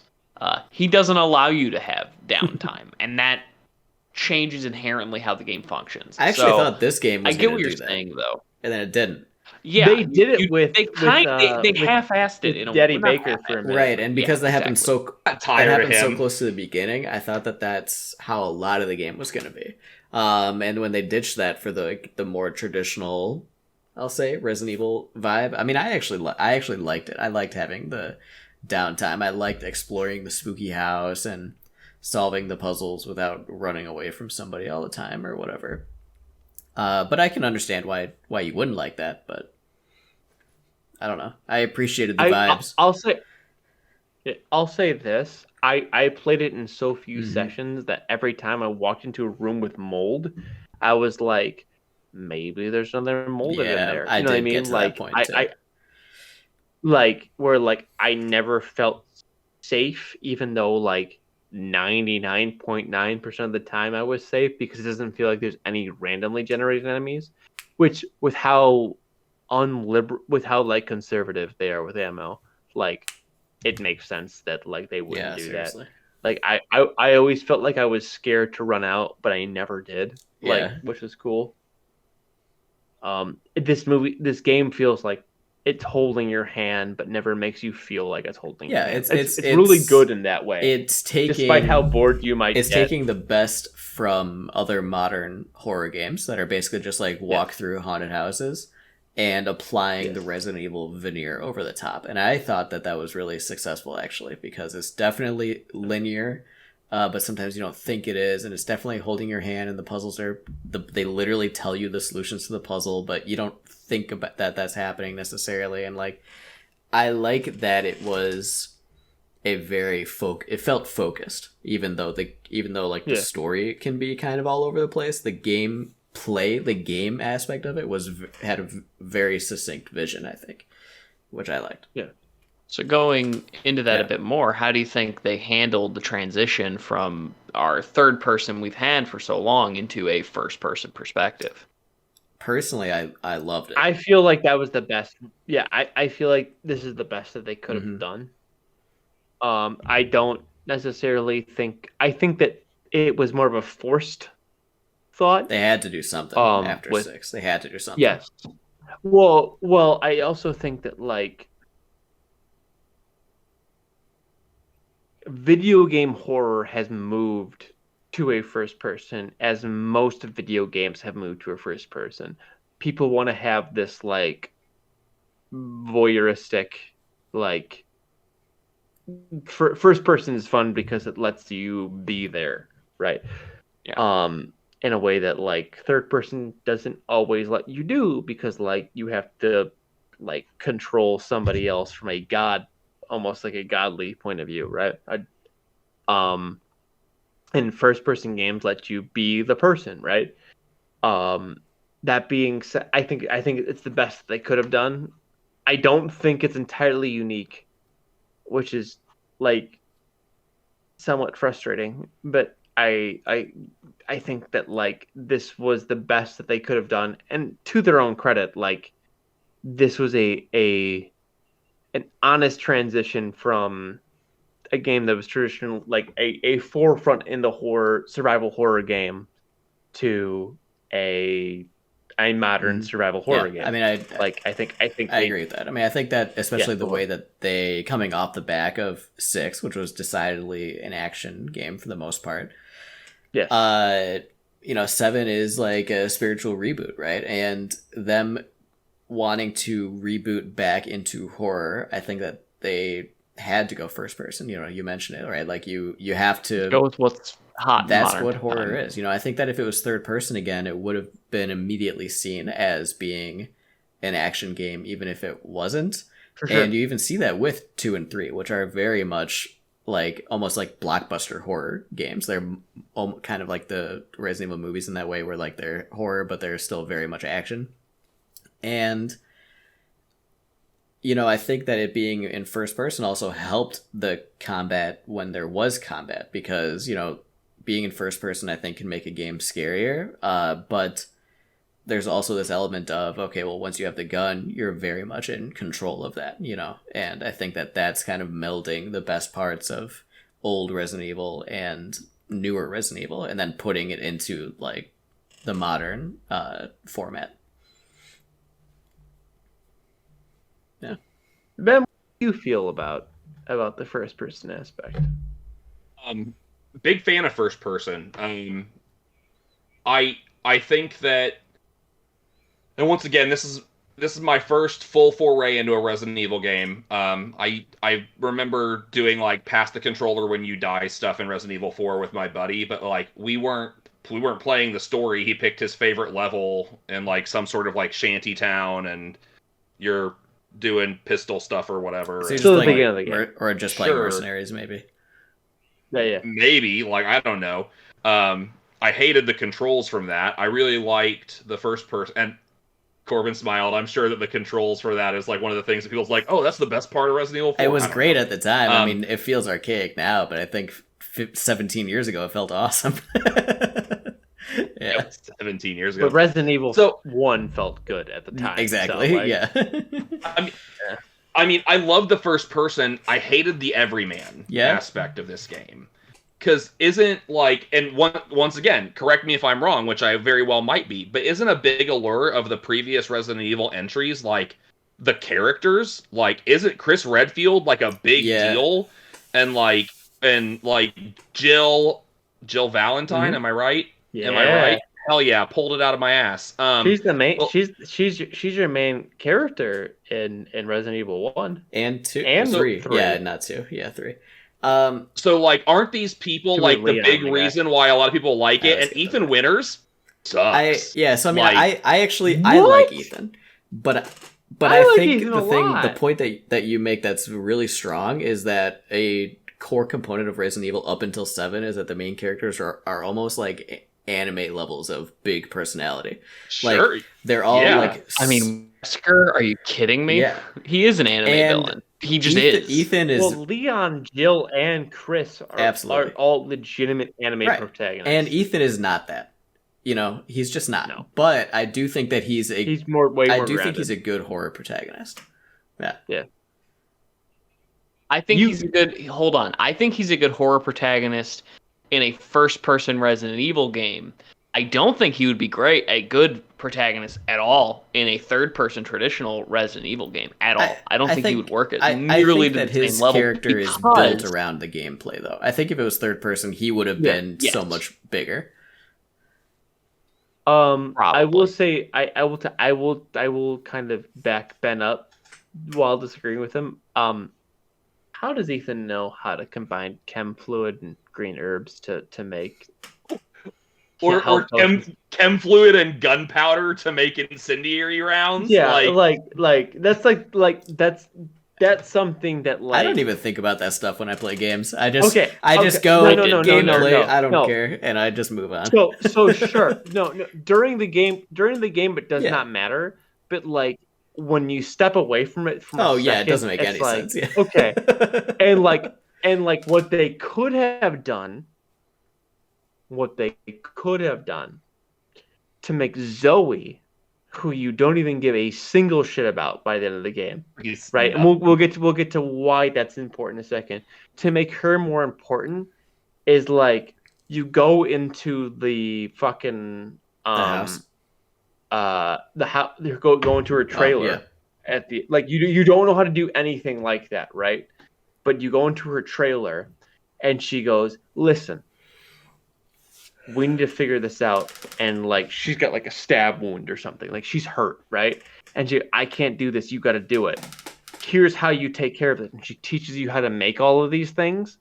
Would have been a much more interesting little moment. And then all of a sudden you learn crafting, or even right? just like That makes it for you, dude. Like, What? hey, I found this shit. Like, will you do something with this? Oh yeah, I can make incendiary rounds with what you brought me. Fucking cool. Like now I have incendiary rounds. And then all of a sudden it's like, okay, do I pick my wife, who has been the point of my quest, or do I have the crafter who's been saving me throughout this game?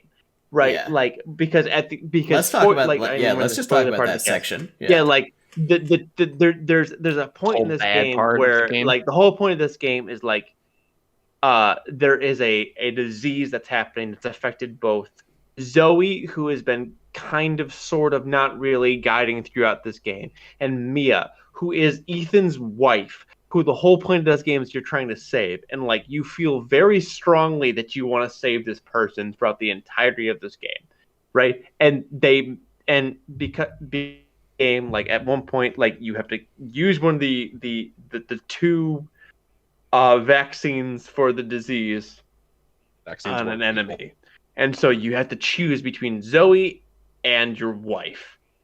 And what kind of fucking non-choice is that? Seriously, it's not. Like- It's not even choice. Psychopaths choose Zoe. Straight up. There's no reason to pick Zoe. You don't know her. She barely helps, and like yeah, you talked to her Mia's on the your phone like fucking 4 wife. times. Like, is that enough Yeah. to give? Literally. Yeah, like there are so many ways to make that decision harder, and they don't choose. So any. obviously everybody picked Mia, right?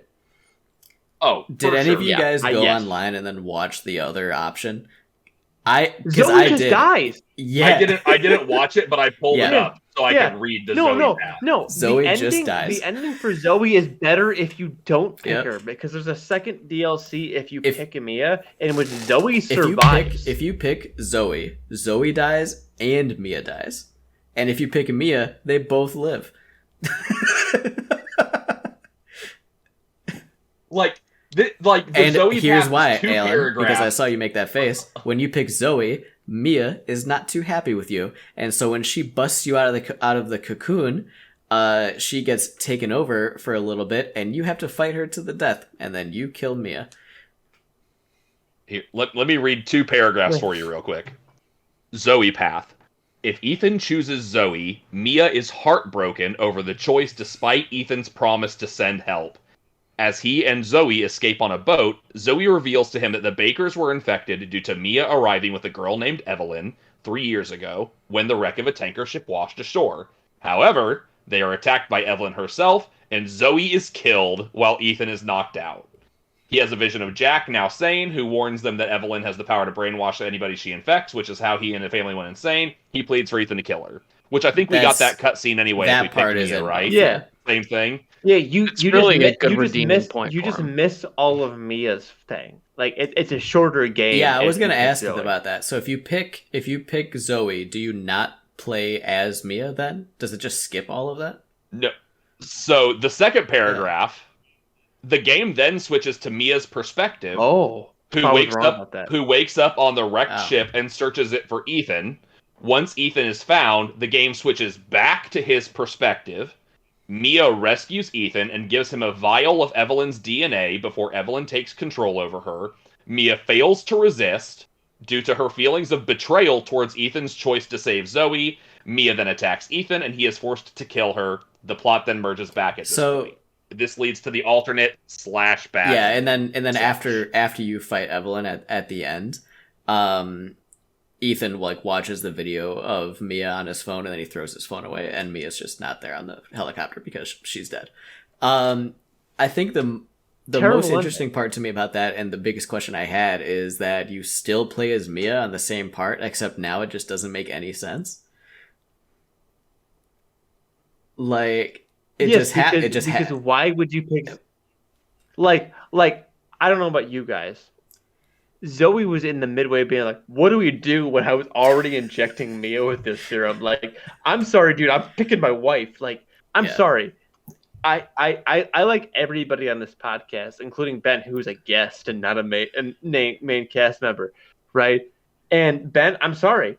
If it was between you and producer Mallory, who is the love of my life and my romantic partner, I would choose her a million bajillion gazillion out of 100 times. I'd just be like, yeah. Ben's just like, Bobby, what do we do? I'm like, sorry, dude, we're already on the boat. Like, I don't like.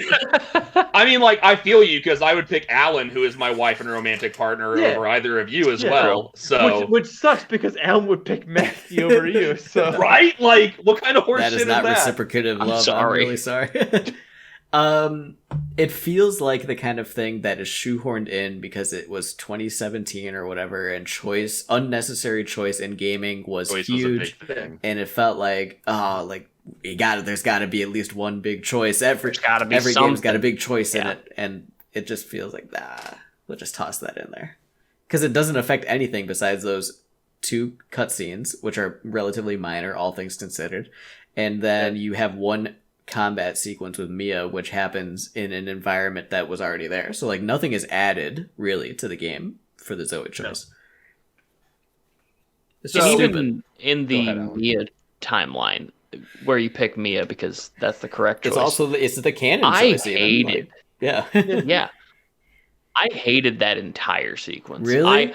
It's funny. I actually played this game like a month ago because I thought we were doing this episode way earlier. So I blitzed through it. I did most of the game and then finished off the last remaining bits from the Saw sequence through to the end of the game. And I remember typing in our chat, "Oh, I beat the game." Just kidding.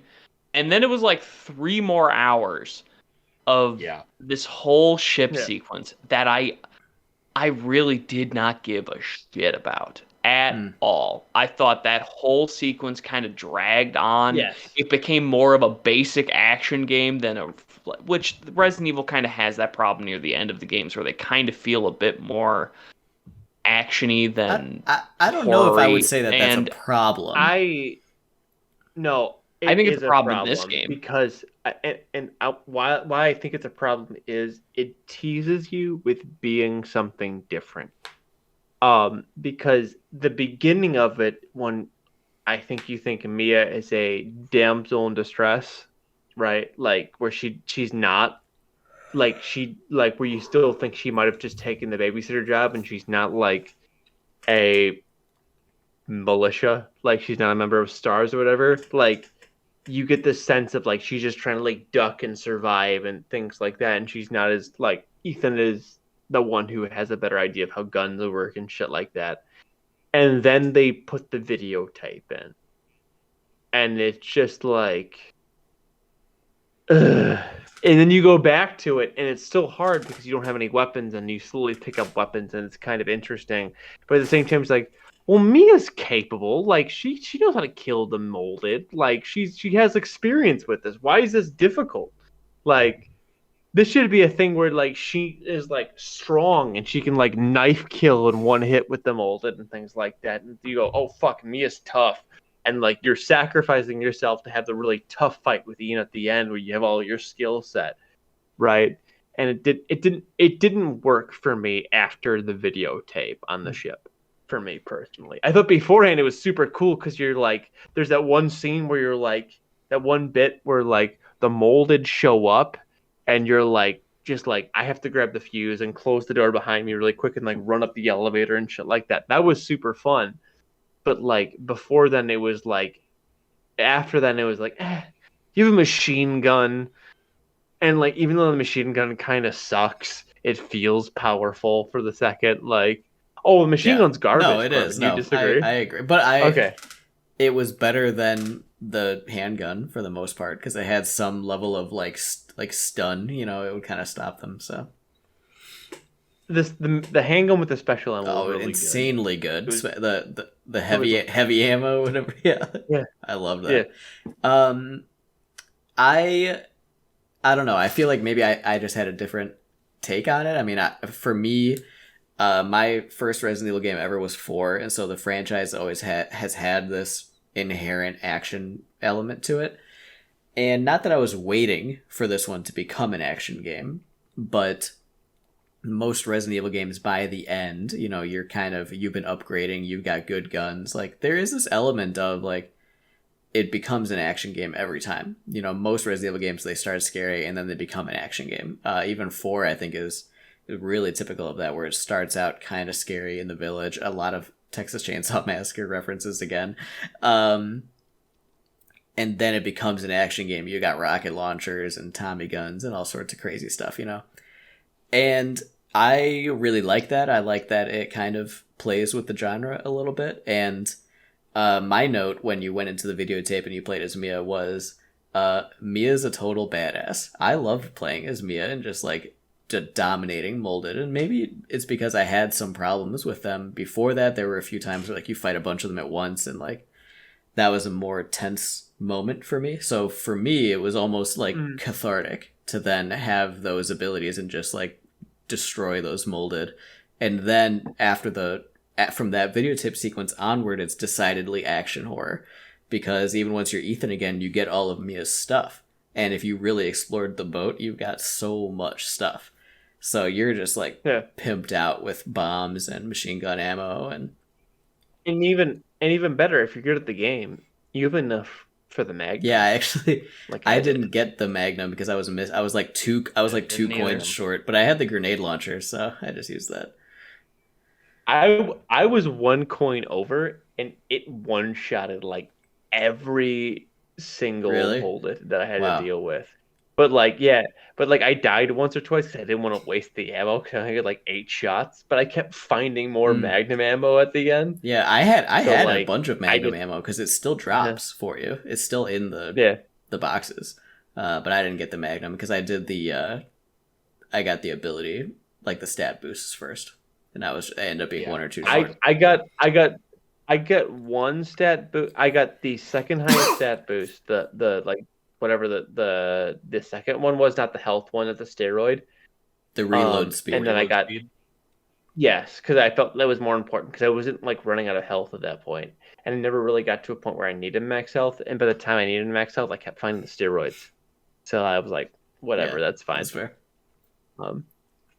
Yeah. How did you guys feel about the videotape like theme throughout the game in general? You go into the video game, whole thing's video game. You go into the videotape and you do stuff in the videotape that affects like when you go back and you're Ethan, right? Like I actually really liked that. Yeah.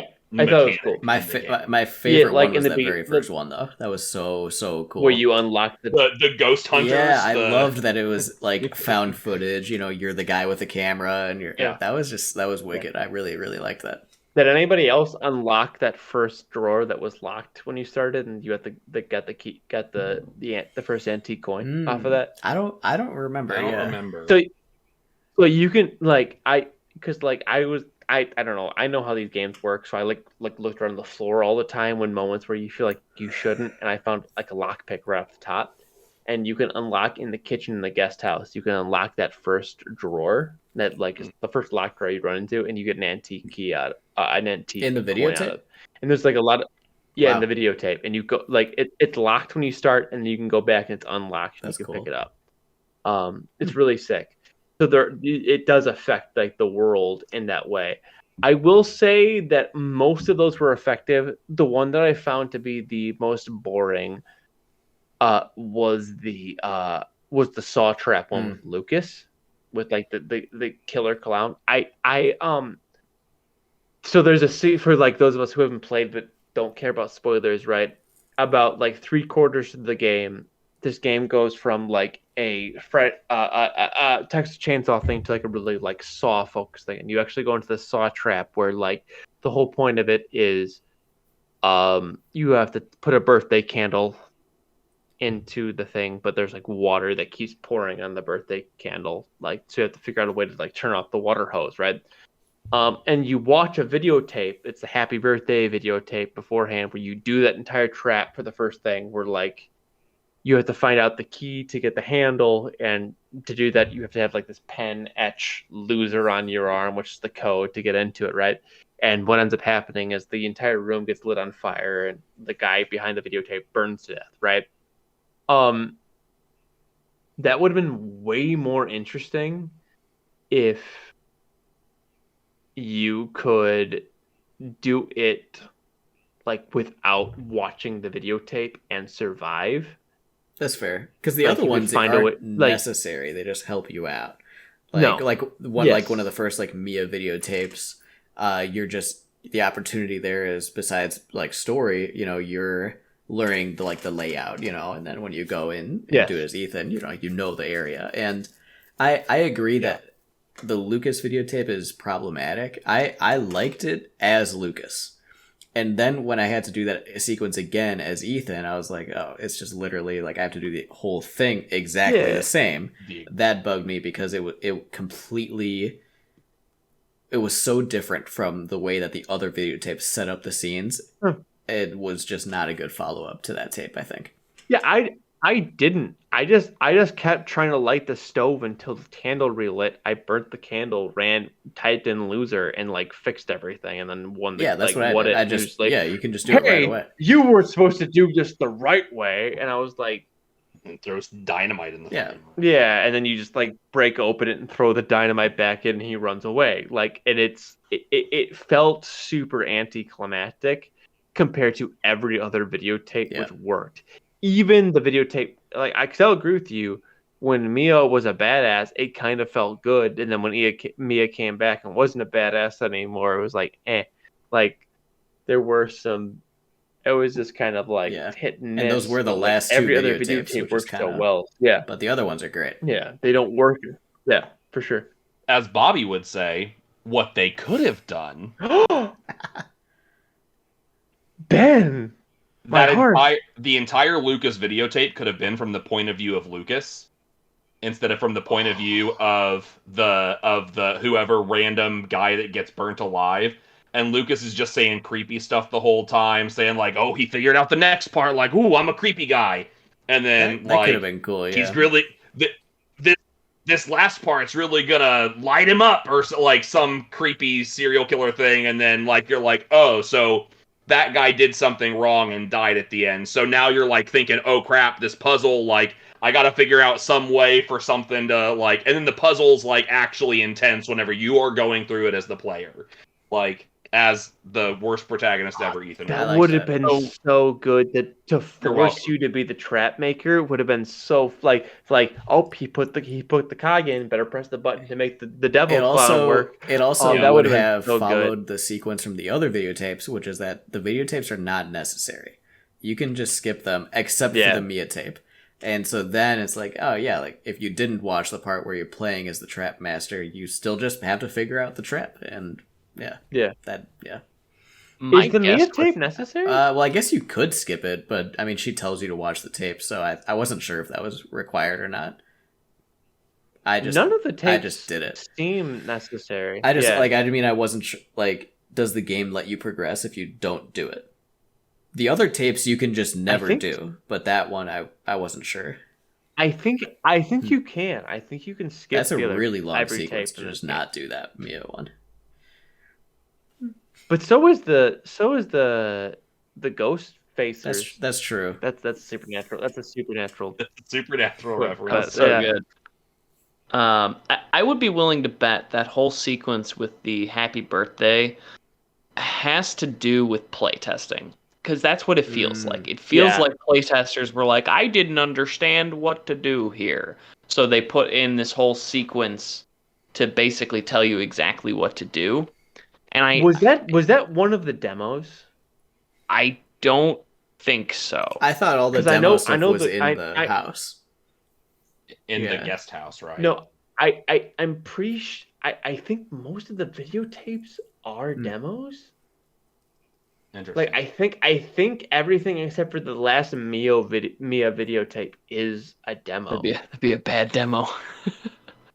Yeah, it's a little bit too much of a spoiler, Something right? we haven't brought up yet, but we really need to, is the intro sequence of the game. We kind of skipped right over that. And I feel like I wouldn't say we've done it injustice, but I loved just, you get through the very beginning and welcome to the family. You get knocked out and you're sitting That at was a that cool dinner moment. table. The whole that dinner table sequence, loved it. Again, we've mentioned Texas Chainsaw Massacre vibes. That's straight out of that franchise. It's almost a ripoff. It's I like it's it, right but- on the edge of but being yes. a ripoff. I loved that part. It just that I like whole, Blood. the whole beginning really worked for me to draw me in, and then you kind of move on and you start your whole sequence with Jack, is his name right? That's the dad. Yeah, Jack Bauer. You start that whole sequence of kind of Jack being Bauer? Are we playing 24 now? that was a mistake I made. But you start that sequence with him and him chasing and kind of having to get out of that first little bit. And I really liked how the game kind of started you along your journey. I think sure. it really does do a very good job at getting the I ball agree. rolling. I mean, and that's an important step in a horror game. It has to have the buy-in, have the draw-in, and get the player to want to progress and get past the scary bits. yeah, Sure. I mean, I think that as much as I ended up liking the molded at times, the game is very, very strong up until the part when they come in. I think that I like the molded. I think that they probably needed them. It made sense, but the game was walking this much tighter. It's Resident Evil, but it's modern horror, and like you can't really do anything, and you're hiding and you're exploring, and it was more typically scary before the molded came in, before combat happened. I really, really liked that first like 25% of the game. It's really, really strong. When you couldn't fight? Really strong. Yeah. No, I think I agree with you. I think that the game really shined when it was like run the fuck away, right? Like get out, move, like That being said, though, I think combat was. I think is that more so because combat was weak, or more so because like it was just a much more scary experience when you're running away from the Baker family. I mean, Column A, column B. I actually wrote one of my very first notes that I wrote. It was my third note, and I wrote it when I fought the molded, and I wrote combat is mediocre considering how much of it there is. And then Sure. I made an addendum note to that like 3 hours later, and I just put, I think I take this back. And I'm not sure really how I feel about it, because it feels to me like when you're fighting like one, it feels bad. It doesn't feel like a great combat system, but there were a few times where I would have to fight 2 or 3 at the same time, and I just had my handgun, and the way that the combat is set up added tension to it, and I felt like I got it at that point. The reason why it was the way that it was. I don't know if it was good still, I don't know but about that. I felt like I understood the decision. One of the big problems I had in combat is those stupid fast crawling. You just blast him with a shotgun. It's like Yeah, dude. It's not well, that hard. at the end of the game, I was out of shotgun rounds, and all I had to deal with, because I was using the shotgun for the other game, You're better at video games than I are. How are you?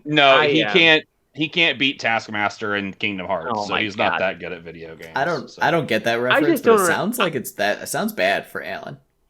It's the very first boss in Kingdom Hearts. I just legitimately don't understand how you can not aim, because you can aim better than I can at other games. I know that for sure. What the issue I had is maybe I'm God. Those molded that are on all fours that move real quick. To kill them in one hit, you got to hit a headshot. If you hit their body, it's not going to kill them. It won't. It straight up won't do it. 'Cause trust, I shot them about 4 times in the body to finally kill them.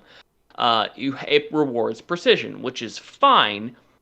But the problem is this game is inherently imprecise with how you actually engage in the combat, minus a shotgun, because it's a fucking shotgun. So it does what a shotgun does.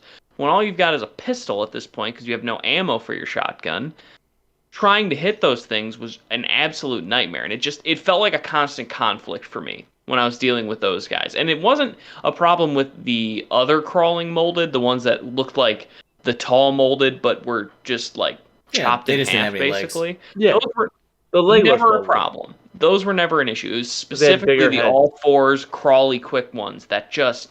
And I really noticed it after the Marguerite section, but before you go to the Saw section and you're in the open courtyard. That's really where they got me bad. The tall grass. Yeah, that was. I killed both of those motherfuckers. I think the only time where the crawly molded, and then they just kept coming up. The only time where they got me was after, I believe this is after Marguerite. You're going back to the trailer, and then there's 2 of them there, and I was not expecting them to be there, because that segment I killed both. That's the same point that I was talking just because about. that segment that area was free. It was free and clear every other time, so I just got spooked. I was like, I didn't think you were gonna be there.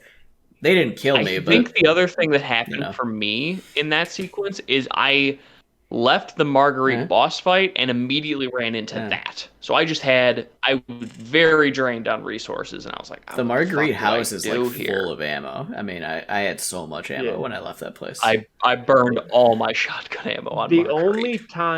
only time I ran into issues with any sort of crawling molded was at the very beginning, right after you have to put your hand in the deputy's neck cavity to pull out the crow arrow. You walk outside and there's 3 of them, and I was I tried killing them twice and it wasn't working. And I think Alan, I was watching at that time. Yeah, Alan was watching me on stream, and I was like, fuck it, I'm just gonna run away. And Alan's like, I loved your strategy, let's see what happens. And it worked. And I was like, okay, that's fine. And then I walked out. I found 3 different shotgun ammo, and I walked outside to pick up to go back to the whatever, and the 2 things are there. I'm like, fuck it, they're dead. And I fucking just blew their brains out both times. I was like, that's fine. That was I saw them both crawling around when I walked outside, and I was like, oh, there's 2 of them in there. okay, they're dead. Whatever. They're like one shot if you use your heavy handgun ammo, like which I had a ton of at that point. Like I used the I don't know. flamethrower a lot. It chews through those guys. It just chews through them. Yeah. As an update, there were 4 demos, it looks like. 3 of them were just the house in different variations, and then the 4th was a playable demo called Lantern that was made available for attendees at Gamescom 2016, which was the found footage Mia trying to get, like, being chased around by Marguerite. I'm guessing it was all. It was all the videotapes. Yeah, well, there you go. But I want to touch on one last thing. I was about to ask if anybody has any final how do we feel about the Eevee twist? I'm cool with it. Bad. It was one of those things where I was just like, okay. It felt very Resident Evil. And I think that's why I was like, this is the Resident Evil part. And not in like a good or bad way, but just in a like, okay, I guess we're in a Resident Evil game. Like that was like the one thing where like I wasn't upset by it, but I wasn't, and like I guess I didn't expect it, but I wasn't surprised by it. Like it was a weird feeling. It was like, oh, that's why I couldn't kill her. Yeah. Like, you know what I mean? Like it was like. I think I even said that. I was like, "Oh, that's why I couldn't kill the grandma." Oh, like, did you try to kill the we grandma? all would have. Oh, yes, I never did because she never did anything. It wouldn't let me. Yeah, but distance was enough. She was not a good person. No. Like, there's no way. I tried to kill her the first opportunity I got. It definitely wouldn't even let you like aim the gun. You put your gun up. Like I was like I would absolutely shoot her in the fucking face. Like, I'm sorry. Like, I've watched the Texas Chainsaw Massacre. Grandpa's not good. Like, yeah. Like grandpa wants to suck on that blood just as much as anybody else does in that family. So like grandma can suck the barrel of my gun. I'm sorry. I think my biggest thing about Evelyn in general is that once she became like really a part of the scares, it ended up feeling a lot to me like Fear. Remember that game? Yes, but not as good. There were even several exact scares that happened where I was like waiting for them to happen, and then they did happen, but like a second or two later, and I was like, oh, this is kind of like when they did that in Fear, but it wasn't scary this time. Yeah, not for sure. She just wasn't scary at all, and her being the scary part of the action sequence was like it almost doubled down on that part of the game just not being scary in the slightest compared to the rest of it. For sure, for sure. With that though, whoa, Ben, you got. I was gonna say, are we talking DLC at all? No. No. Yeah. Okay. I hope not. I didn't play the DLC. I didn't play it. I did play. I played End of Zoe and I played Not a Hero. I think the DLC is the best part of this video game. Okay. So I think, go if you have them. Go give those a shot. So we're gonna move on. We're gonna rate this game. All right, 0 out of 5, half points allowed. I think if you played the DLC, you should include the DLC because we're at a point where anybody that hasn't played it yet would have the whole package. So I think it's fair to include that. I didn't play the DLC, so that will not factor into my rating, but I did really enjoy the game, and I will play the DLC. But Ben, why don't you kick us off? Including the DLC in my rating, this is a 2 out of 5. Wow. I thought honestly that's higher than I thought you were going to give it. Well, if I wasn't including the 2 pieces of DLC, it'd be a 1 out of 5. I thought half this game was boring. Yeah, seriously, I think the DLC each added a half point easily. I think the game overall was boring. I think the enemies were boring. I got tired of Jack showing up. I was like, I get it, you can't die. Woo. Like, I think the gameplay is not good. Like, I get that Ethan's an everyman and he's not like military trained or anything like that, so maybe he's not the best with a gun, but that doesn't really give us an excuse for the guns to just not feel good. Like the gunplay could still feel good, and maybe like your aim is a little off, but like the gunplay just doesn't feel good. Like, I don't know. I think there are better ways to do it. Solid 2 out of 5 for me, only because the DLC End of Zoe and Not a Hero are wow. good. I mean, I knew going in that you didn't like it because we played Destiny 2 together. We raid together, and you had mentioned, and this is on Bobby's stream. Ben says when we mentioned that he's gonna be on the show, Ben says, "I can't believe you made me play that terrible game." And I didn't finish it yet, but I was like halfway, and I was like, I didn't say, "Oh, well, I liked it," but I knew going in that Ben had a very negative opinion, but that was still much lower than I thought it was going to be. Yeah, I listen. I purchased that game specifically because Alan invited me to be on this podcast episode where we would be talking about that game. And I was like, I like the idea of podcasting. I like the idea of talking about games with buds. So I'm going to buy this game. I will say that I am going to play 8 because the bundle that I bought gave me 7 and 8. That's the bundle I bought. And then yeah. So but as my final note, the only thing biohazardous about this game was the game itself. Put it on the box. Oh. So you're gonna come back for Village in a couple of weeks, right? If you'll have me, I think we'd love to have you back. Wonderful. Absolutely. Alan, I'll hop in. I'm a little bit more positive on this game, but not much. I think it's a 2.5. I think it's a pretty average game. And for me, that largely comes down to the whole sequence of the house I'm into. I'm very much so invested in what's going on.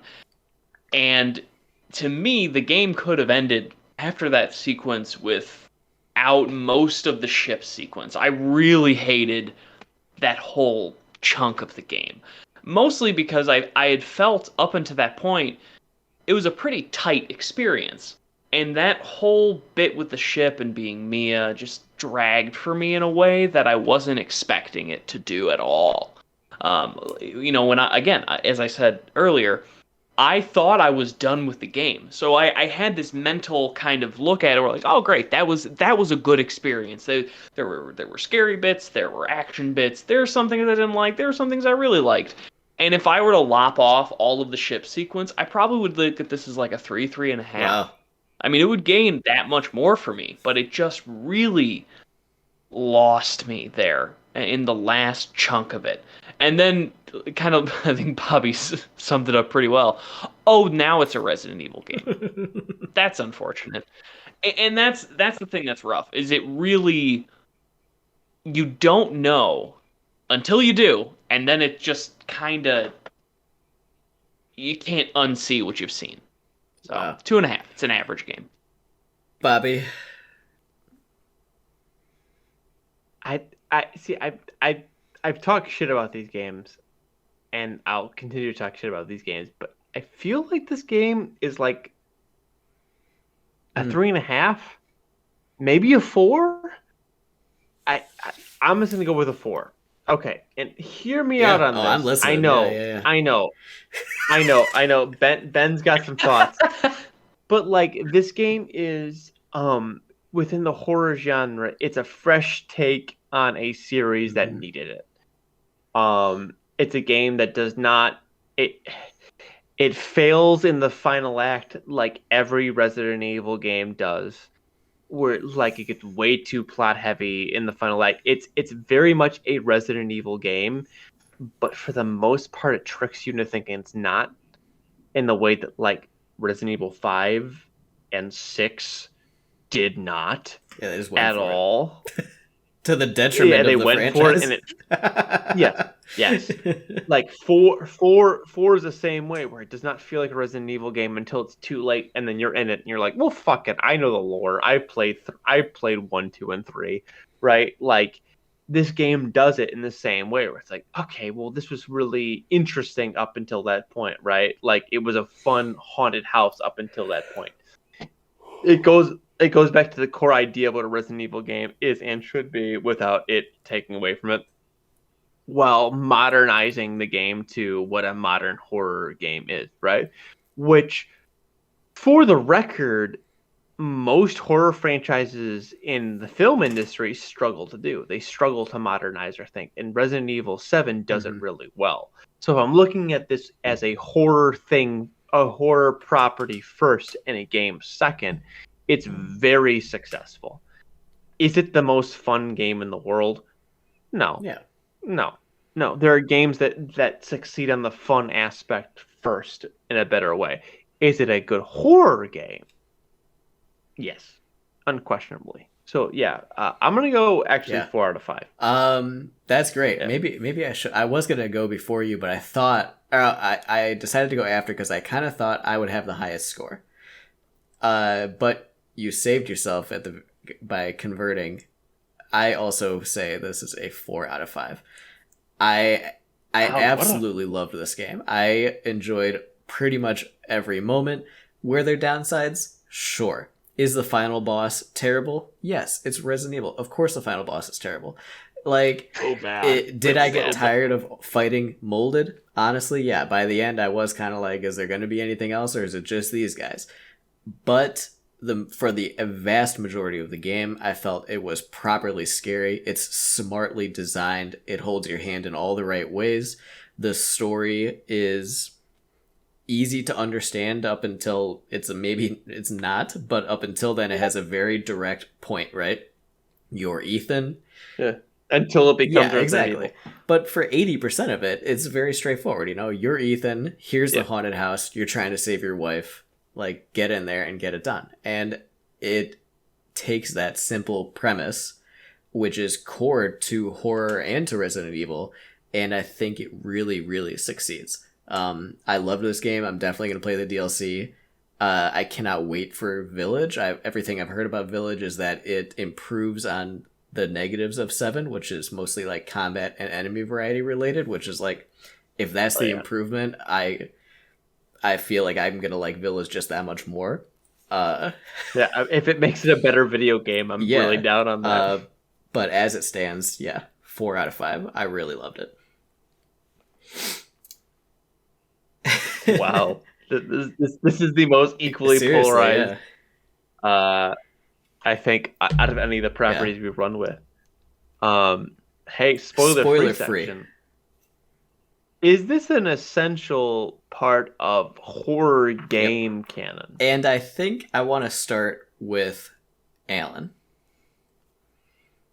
No. Okay, that's a very strong no. Yeah, I don't think especially considering let's say this game comes out in 2012, just to kind of pick a somewhat arbitrary date.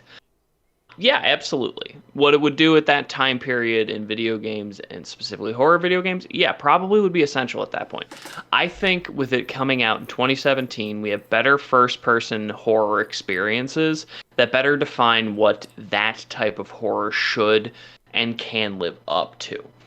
So I just don't think it really is one that needs to be played, especially considering, it's in the same franchise as Resident Evil 4.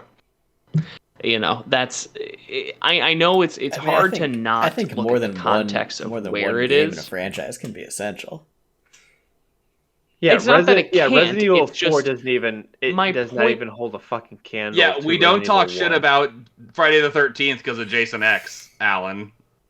My point there is there's already an established level hit within its own franchise, and I just don't think this hits it, which is why I bring that up. I think you're holding Resident Evil 4 with too many nostalgic objects. I disagree entirely. So I think that Resident Evil 4 is one of my favorite games of all time, but I think that from an objective lens, I think that this game and that game are very close. Yes. I think that they're shockingly I just don't close. see it. if you really thought about it. I just don't see it. I mean, I think they're both hitting the same points. They did similar things for the franchise in terms of mixing it up to put it into its new phase. I mean, that's undeniable. I mean, look at what we had before Resident Evil 4 and look at what we had Resident Evil 7 onward now with 8. I agree in that aspect. I just think that Resident Evil 7 did not do as much for its own franchise as I think 4 did for the franchise.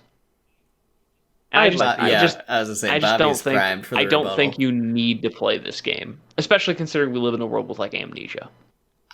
Okay. I'd like to go next, even off that point. Challenging Alan's point directly, Amnesia the Dark Descent, which is a horror game that really revolutionized the way we play horror games, is absolutely a game that is essential. And when we get to that point, we will. I know we will.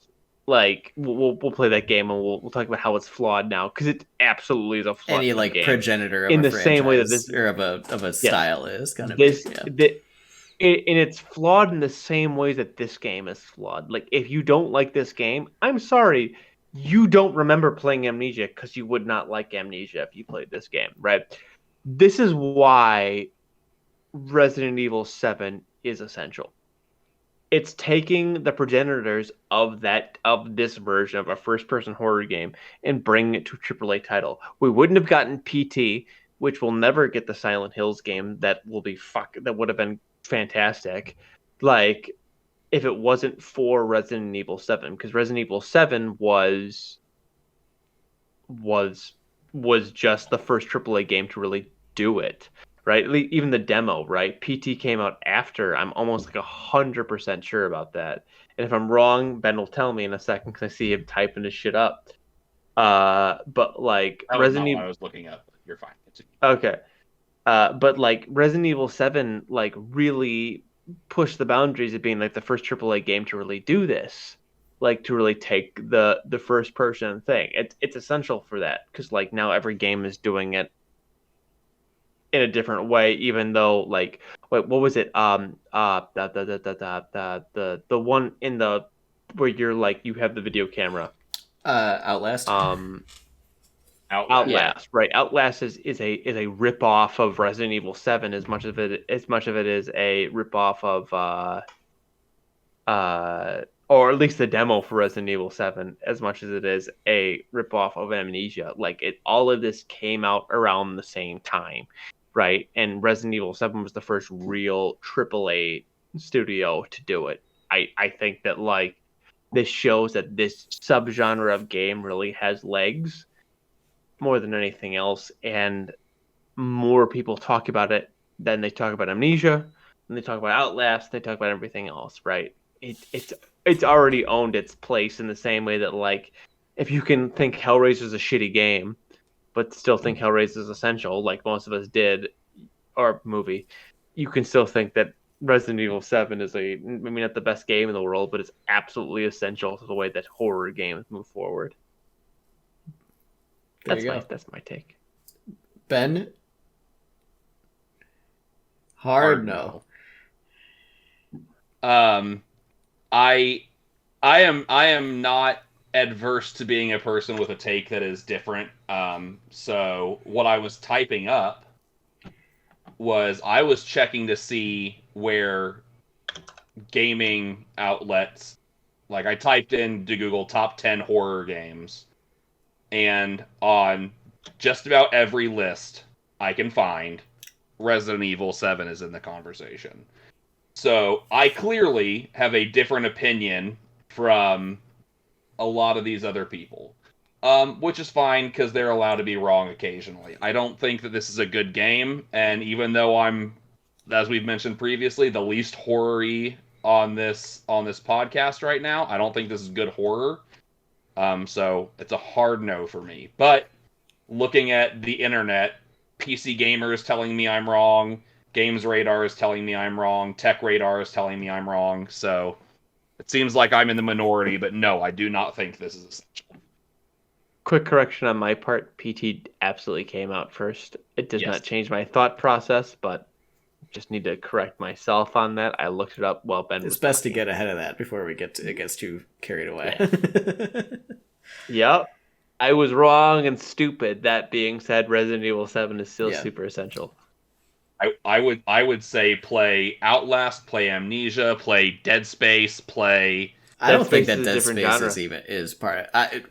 I mean, well then you're wrong according to all these lists because, I'm looking at because it's in the conversation. Dead on all Space of them is a third person action horror. Like, I don't think that's like, I think that comparing this to Amnesia to Outlast, so that's fair. They're all kind of the same subgenre, but even Outlast came out before it. Fuck, I'm so stupid. I really thought that Resident Evil 7 came out like way earlier than what it did. Bobby, do you need to walk that back before we progress, or do you want to keep your... I've already walked it back, but I'm still holding on that Resident Evil 7 is still like the first AAA title to really do it. Like, because PT was a demo, so whatever. So removing the third-person horror games that I am mentioning, I don't play Five Nights at Freddy's. Five Nights at Freddy's is surprisingly good at times.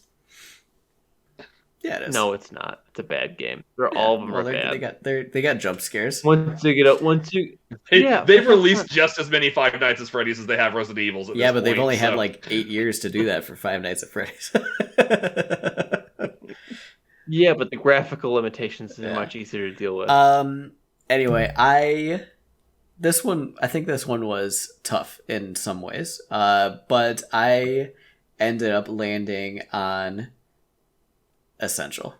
I think that it is. I think that it, even disregarding the points that Bobby made, I mean, I think that it being not the first resurrection of a franchise, but the second, and bringing a modern like angle back to it is incredible, right? I mean, you have this long running franchise that has reinvented itself multiple times into a modern horror foray, and that is then at that time putting out one of the premium products in its subgenre. I mean, I think that's incredible. And I think that there is also a behind the scenes story to be told about how Capcom has kind of become a modern development dynasty, starting with Resident Evil 7, right? I mean, look at the games that they've released since 2017. I mean, they are on a roll of great games. And I think that you can tell that story starting with 7. And I think the way that Resident Evil 7 manages to walk the line between being, a modern horror game, but while still being quintessentially Resident Evil is important. I think that all the things that I mentioned in the review hold true. I think it's scary, and I think that that's good. But I think the essential part is that it is important for big franchises to continue to reinvent themselves. And the fact that this has happened multiple times successfully is incredible, and that this game is absolutely one to be looked at. Hey, that's a really great essentiality discussion. But speaking of Star Trek, what's everybody's handles and what have you been up to lately? Before we move on, I do want to say this was a tie. And that's important to point out, because 2 of us said yes and 2 of us said no, and we've never ever had that happen. And how do we handle this? We don't have Grant on this week, but Grant played this game and was ready for this episode. Next week we'll announce it. We'll talk to Grant behind the scenes. If you're listening to this, look out for a post. We will after the fact, we will make an assumption. What a pre-Star Trek trailer for next week. Thank you. But Star Trek. Star Trek, what we up to? Ben, you're the guest this week. Where can we find you? What have you been up to? You can find me in Indiana. Ben's doxing himself? There's a lot of people in Indiana. If you can find me off that, then we know your name is Ben, so that cuts it down. Right. And I'm about to give you more. Most people. I'm going to give you more personal information here in a second. My social security number. No, you can find me on most places as Hutch. 62191. That's HUTCH 62191. And then Twitter is the only place where I have a different handle, and it's just the Batman, spelled like the words just the Batman. Oh. I like Batman. And then what have I been doing lately? I've been living my life, slinging some discs, banging some chains, tossing some saucers. You know what I mean? Just like getting out there, throwing around. God, there's another one. And then playing video games with these nerds on Nice. occasion, and apparently getting back into horror. I guess maybe. So that's where you can find me. That's what I'm doing. Ben, how do you do at Frolf? Are you good at Frolf? Tonight, no. Alan and I both went and played around before this. We play around every Thursday, and I played horribly today. On normal times, no. So I was just extra bad tonight. What you're telling me is Alan is a better frisbee golfer than you are. Alan is a better frisbee golfer than I am. Alan But it's getting closer. It is getting closer. Alan was the one that I got Alan to say it. What, frisbee golf? Like, whatever, dude. Like, I'm not going to be the guy that's like, actually, it's disc golf. Hey, we Alan. throw discs, Alan's not that guy. frisbees. That's what's Hey, Alan, that's your best friend. Hey, Alan, that's your best friend making fun of you right there, dude. You just got owned by your best friend. Wreck nerd. That's my life. Maybe you're just nervous about coming onto the show. Yeah, Yeah, maybe that's why you don't do so well. I was so nervous. I didn't know if we were going to have chemistry. I've never talked to you guys before. No, I was ready to reveal the truth about how bad Resident Evil 7 is, and I just knew that you guys were going to fight me on that. So I was really nervous the whole and day. you didn't even fight back, dude. That's weird. Listen, you got to pick your battles sometimes, boys. You got to I'll pick my battles in the rating on this episode on podcast services around the globe. So, oh no! Wow. Alan, how about? Wow, that Ben guy sucks. He doesn't know shit about horror. Alan, what about you, bud? Well, you can find me at a seal punter on Instagram or Twitter, and occasionally on Instagram I'll post a scorecard showing me beating Ben in disc golf. That's pretty common occurrence, but that's more not than occasionally. He beats me. I've only beat Alan like twice. So yep. I'm pretty okay. But Ben at says the disc right golf. name. Fuck you, Bobby. But yeah, that's me. Something I will update next week. I bought a backbone for my phone because cloud streaming has come to iOS. And I'll talk about that. You should buy a backbone for your real life. Probably. I'll update how that is functioning because not only does that work with Microsoft Cloud Streaming, it also works with PlayStation Remote Play. So I played with it for like 10 minutes today, so I can't really talk much about it. But from that 10 minutes, I was shocked at how well that controller felt and played. So I'll talk more about that next week. Another tease for next week. We're just ramping up, We know we gotta get the audience drawn. Watch next week. You can find me anywhere at Corbangarang. Lately, I have been playing a lot of Halo again. And besides that, I recently watched a super short documentary that PBS produced called. Let me pull it up here. It's called Soundfield. They have this series of documentaries. They're 10 to 15 minutes long. They're about music and sound production. They're on YouTube. The one that I watched is called How Composers Make Music Scary, and it is based on, it's got a lot of The Exorcist in it, and it's just about how music and sound changed in horror from that point on. It's really, really super cool. Yeah. It's only 10 minutes long. I highly recommend it. Yeah. Cool. Hey, you can find me best at twitch.tv/theredweenie. All my relevant socials are there. What I've been doing is not much. I started reading the Horus Heresy, which is a 40K thing. Destiny is happening Sunday, which you can go watch the VOD of that on twitch.tv/theredweenie. If you're not following me already, you should be. That's about it for me personally. Not a lot, just been doing my normal stuff. And then you can find the podcast, of course, pretty much anywhere at Essential Scares. If you want to talk to us on the side, we've got a Discord, we've got a Facebook group. Let's chat, guys. Let's chat. Yeah. Sounds good. But I think, that about wraps us up for the week. And what a week it was. The longest episode ever, a double episode. Crazy stuff. Thank you to everyone for listening. Thank you if you watched.